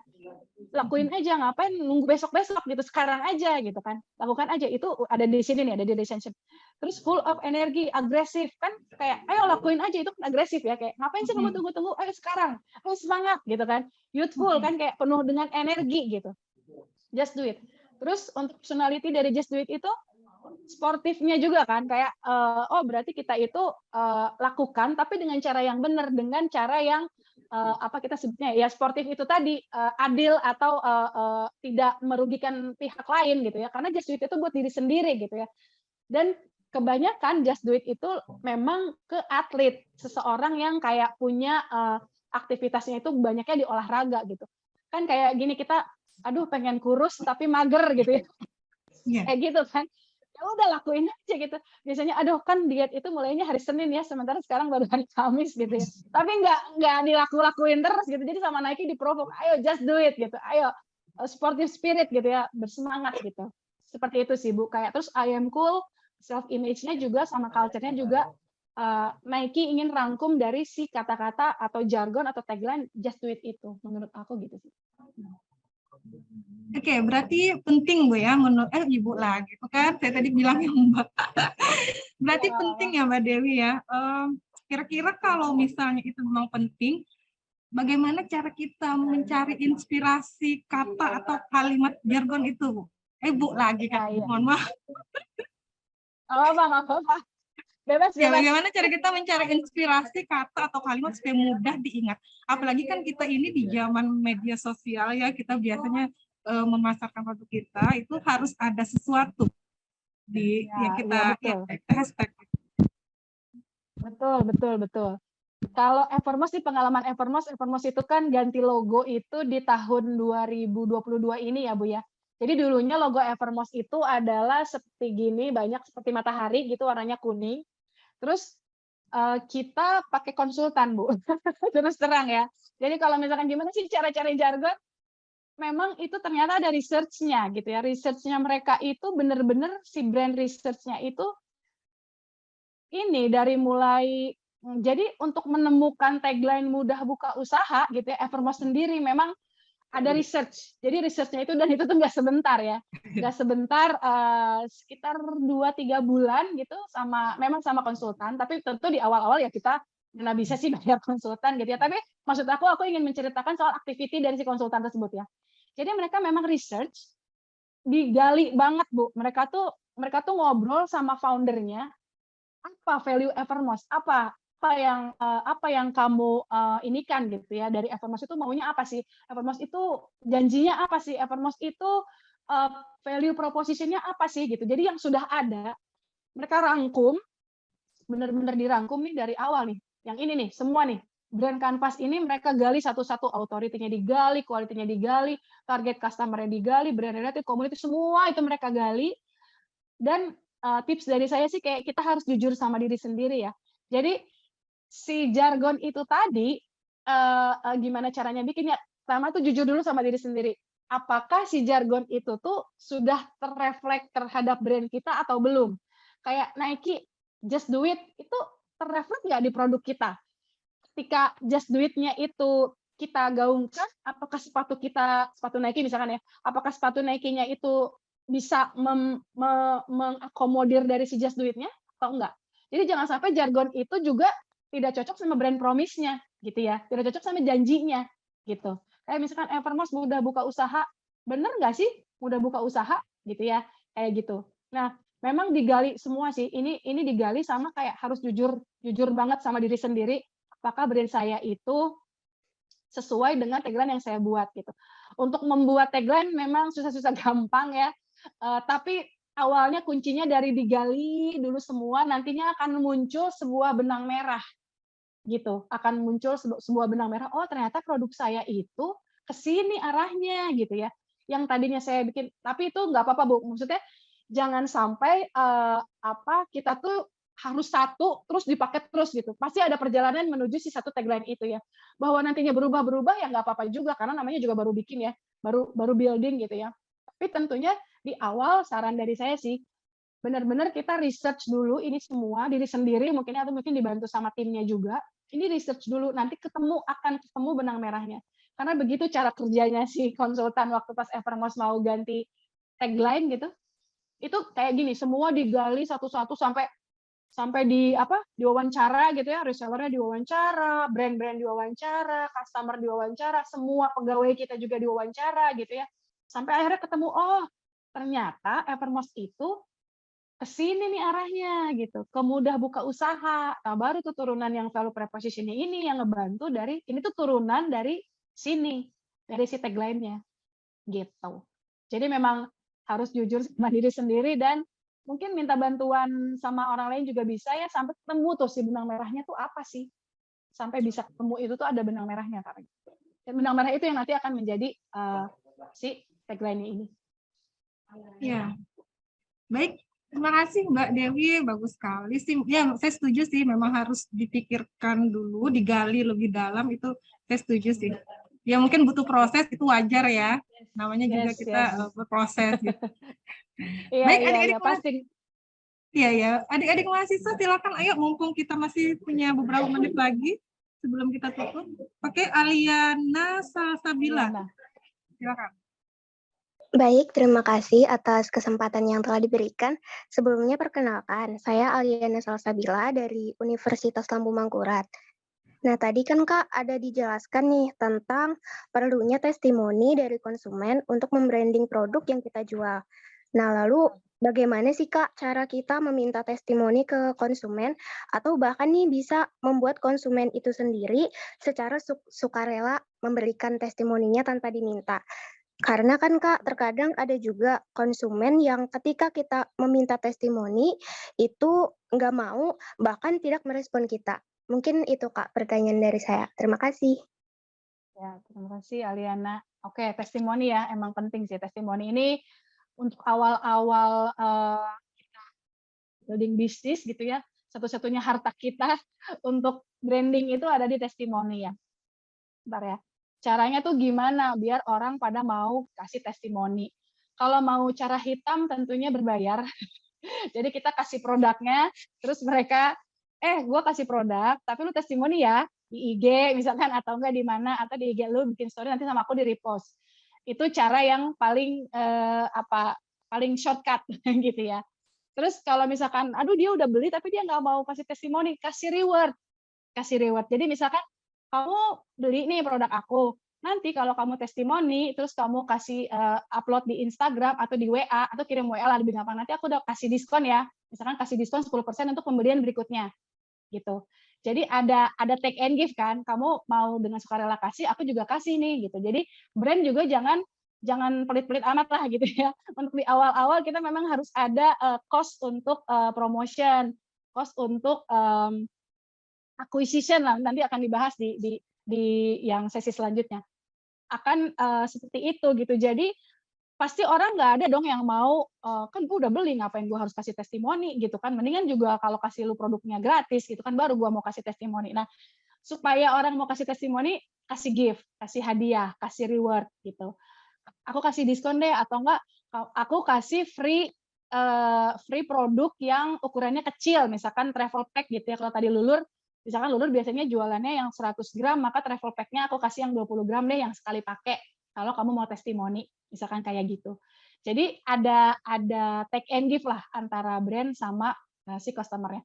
Atau kalau masih nggak mau juga, kalau menurut aku ya bikinlah sebuah activity di Instagram gitu, atau di mana ya, di sosial media atau di mana lah, terserah gitu, di TikTok yang barang siapa yang kayak kontes gitu loh, kayak kompetisi review gitu. Kalau misalkan kompetisi 10 review terbaik akan mendapatkan ini. Kalau misalkan tadi satu-satu nggak mempan, maka bikinlah kontes review. Kalau misalkan mau siapa yang reviewnya paling bagus akan dapat misalkan saldo OVO gitu ya, atau GoPay gitu senilai sekian puluh ribu misalkan, atau sekian terserah lah budgetnya berapa gitu.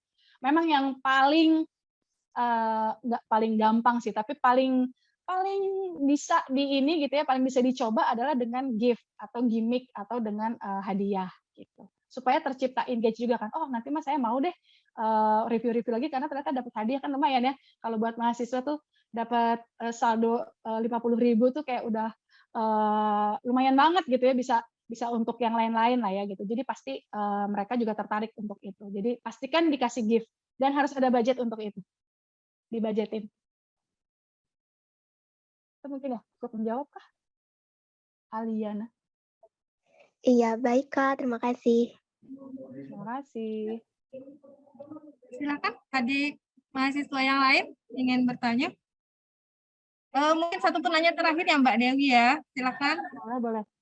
Boleh. Ada sebelum kita tutup.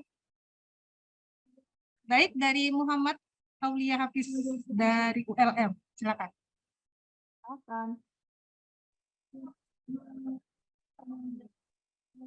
Baik, terima kasih atas kesempatannya. Assalamualaikum warahmatullahi wabarakatuh. Waalaikumsalam warahmatullahi wabarakatuh. Perkenalkan sebelumnya nama saya Muhammad Aulia Hafiz Fadilah dari Fakultas Matematika dan Ilmu Pengetahuan Alam, Prodi Ilmu Komputer. Nah, selain dari testimoni itu, pengaruh dari endorse pada suatu brand itu bagaimana ya Kak? Pengaruh efek dari brandnya itu kalau di endorse apa saja? Gitu. Apa saja efeknya ya? Oke, itu sebenarnya ada di materi saya X yang sesi kedua, tapi nggak apa-apa. Untuk yang seberapa besar endorse itu sebenarnya tergantung dari sebentar ya, ini ya di touch point ya. Endorse itu seberapa besar efeknya tergantung dari strategi kita mau kemana gitu ya, mau yang mana nih dari funnel ini, dari awareness, consideration, purchase, service, sama loyalty, itu kita mau masuk ke funnel yang mana gitu. Kalau misalkan cuma awareness gitu ya, maka kan artinya cuma ngasih tahu doang dong, bukan untuk jadi beli kan. Nah, makanya kalau misalkan hanya untuk ngasih tahu, maka di dalam benak kita, kalau memang funnel yang dicari adalah awareness, jadi jangan terlalu mengharapkan akan terjadi pembelian gitu, karena memang funnel yang mau kamu tuju itu lebih ke ngasih tahu orang bahwa ada produknya. Misalkan kalau di level awareness itu adalah mega influencer yang followersnya sampai jutaan ya. Misalkan siapa nih? Tadi Aurel, misalkan atau Raffi gitu ya, puluhan juta lah ya. Raffi. Karena hanya untuk awareness ya udah. Jadi ketika kita membayar Raffi untuk pasang produk kita di sosial medianya dia, itu karena levelnya cuma awareness ya udah, kayak awareness aja gitu ya. Hanya untuk ngasih tahu bahwa nanti kesininya itu kayak udah beda lagi strateginya gitu. Strateginya. Nah, kalau ke consideration nanti lebih ke konten. Jadi kalau ke consideration maka kontennya tuh harus seperti apa sih? Gitu. Ini ada lagi nih ilmunya nih, ilmu copywriting, ilmu bikin video, ilmu bikin foto, foto kayak apa sih, konten apa yang menarik dari consideration ke purchase, itu udah ranahnya konten nih. Jadi kita pertama kalau channelnya kan udah kita ini ya, touch point-nya adalah si KOL. KOL-nya itu mau kita lakukan sebagai apa? Kalau misalkan KOL yang mau ke purchase, kita harus tahu seberapa besar pengaruh si KOL tersebut untuk ngedrive atau untuk menggiring orang-orang followersnya itu beli. Misalkan kalau yang mau ke purchase supaya gampang dihitung suka pakai kode kan, kode referral biasanya. Hai, aku Raffi Ahmad misalkan. Ini lagi makan seblak misalkan ya, kalau di Bandung ada namanya seblak. Atau kerupuk pedes gitu ya. Kalau kamu mau beli kerupuk pedes ini, masukin kode Raffi 2022 untuk dapat diskon 10% ya. Nah, itu purchase tuh. Jadi bukan cuma ngasih tahu ada si kerupuk pedesnya, tapi juga membawa orang-orang untuk mau beli dengan pakai kodenya Raffi itu tadi, dan itu bisa diukur. Bisa diukur karena seberapa banyak sih orang yang pakai kode dari Raffi. Jadi efektivitasnya di situ. Jadi kita bayar Raffi 100 juta misalkan ya kalau ada budgetnya. Kita bayar Raffi 100 juta, terus yang beli jadi berapa gitu? Yang beli ternyata cuma 10 orang ya, artinya cost of ininya ke Raffi itu ya 100 juta dibagi si 10 orang itu gitu. Tapi kalau misalkan hanya untuk awareness ya udah jangan dihitung sebagai cost untuk purchase gitu. Jadi tergantung ke siapa, tergantung funnel mana yang mau kita pakai. Jadi misalkan biasanya nih ya strateginya nih, kalau untuk awareness adalah influencer yang jutaan ya ininya followernya. Kalau ke consideration biasanya yang lebih kecil lagi nih ke mega, abis mega tuh apa ya, ke influencer makro gitu ya, makro.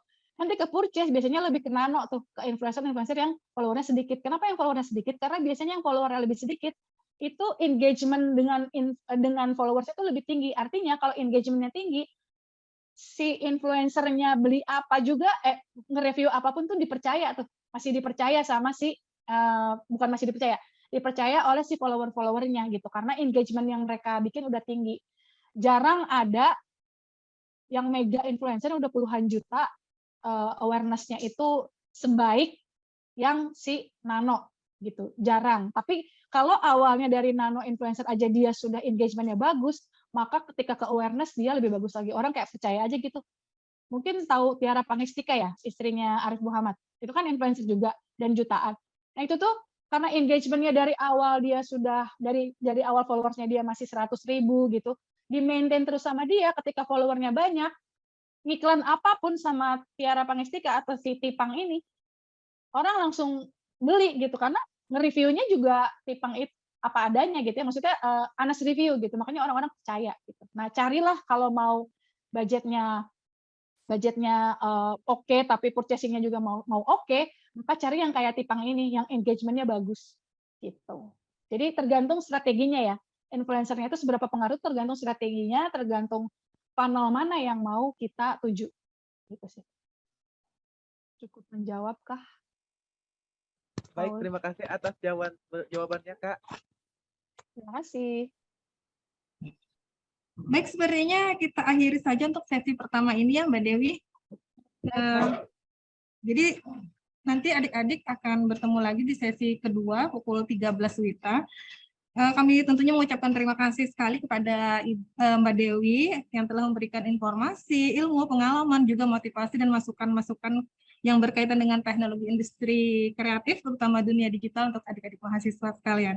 Terima kasih juga kepada adik-adik mahasiswa yang telah berpartisipasi dalam kegiatan perkuliahan pagi ini. Kami tentunya mohon maaf apabila terdapat kekhilafan selama perkuliahan ini berlangsung. Terima kasih atas segala perhatiannya. Kita break terlebih dahulu. Nanti siang kita bertemu kembali dengan Mbak Dewi kembali ya. Saya akhiri sesi pertama dengan ucapan alhamdulillahirabbil alamin. Wabillahi taufiq wal hidayah, waridho wal inayah. Wassalamualaikum warahmatullahi wabarakatuh.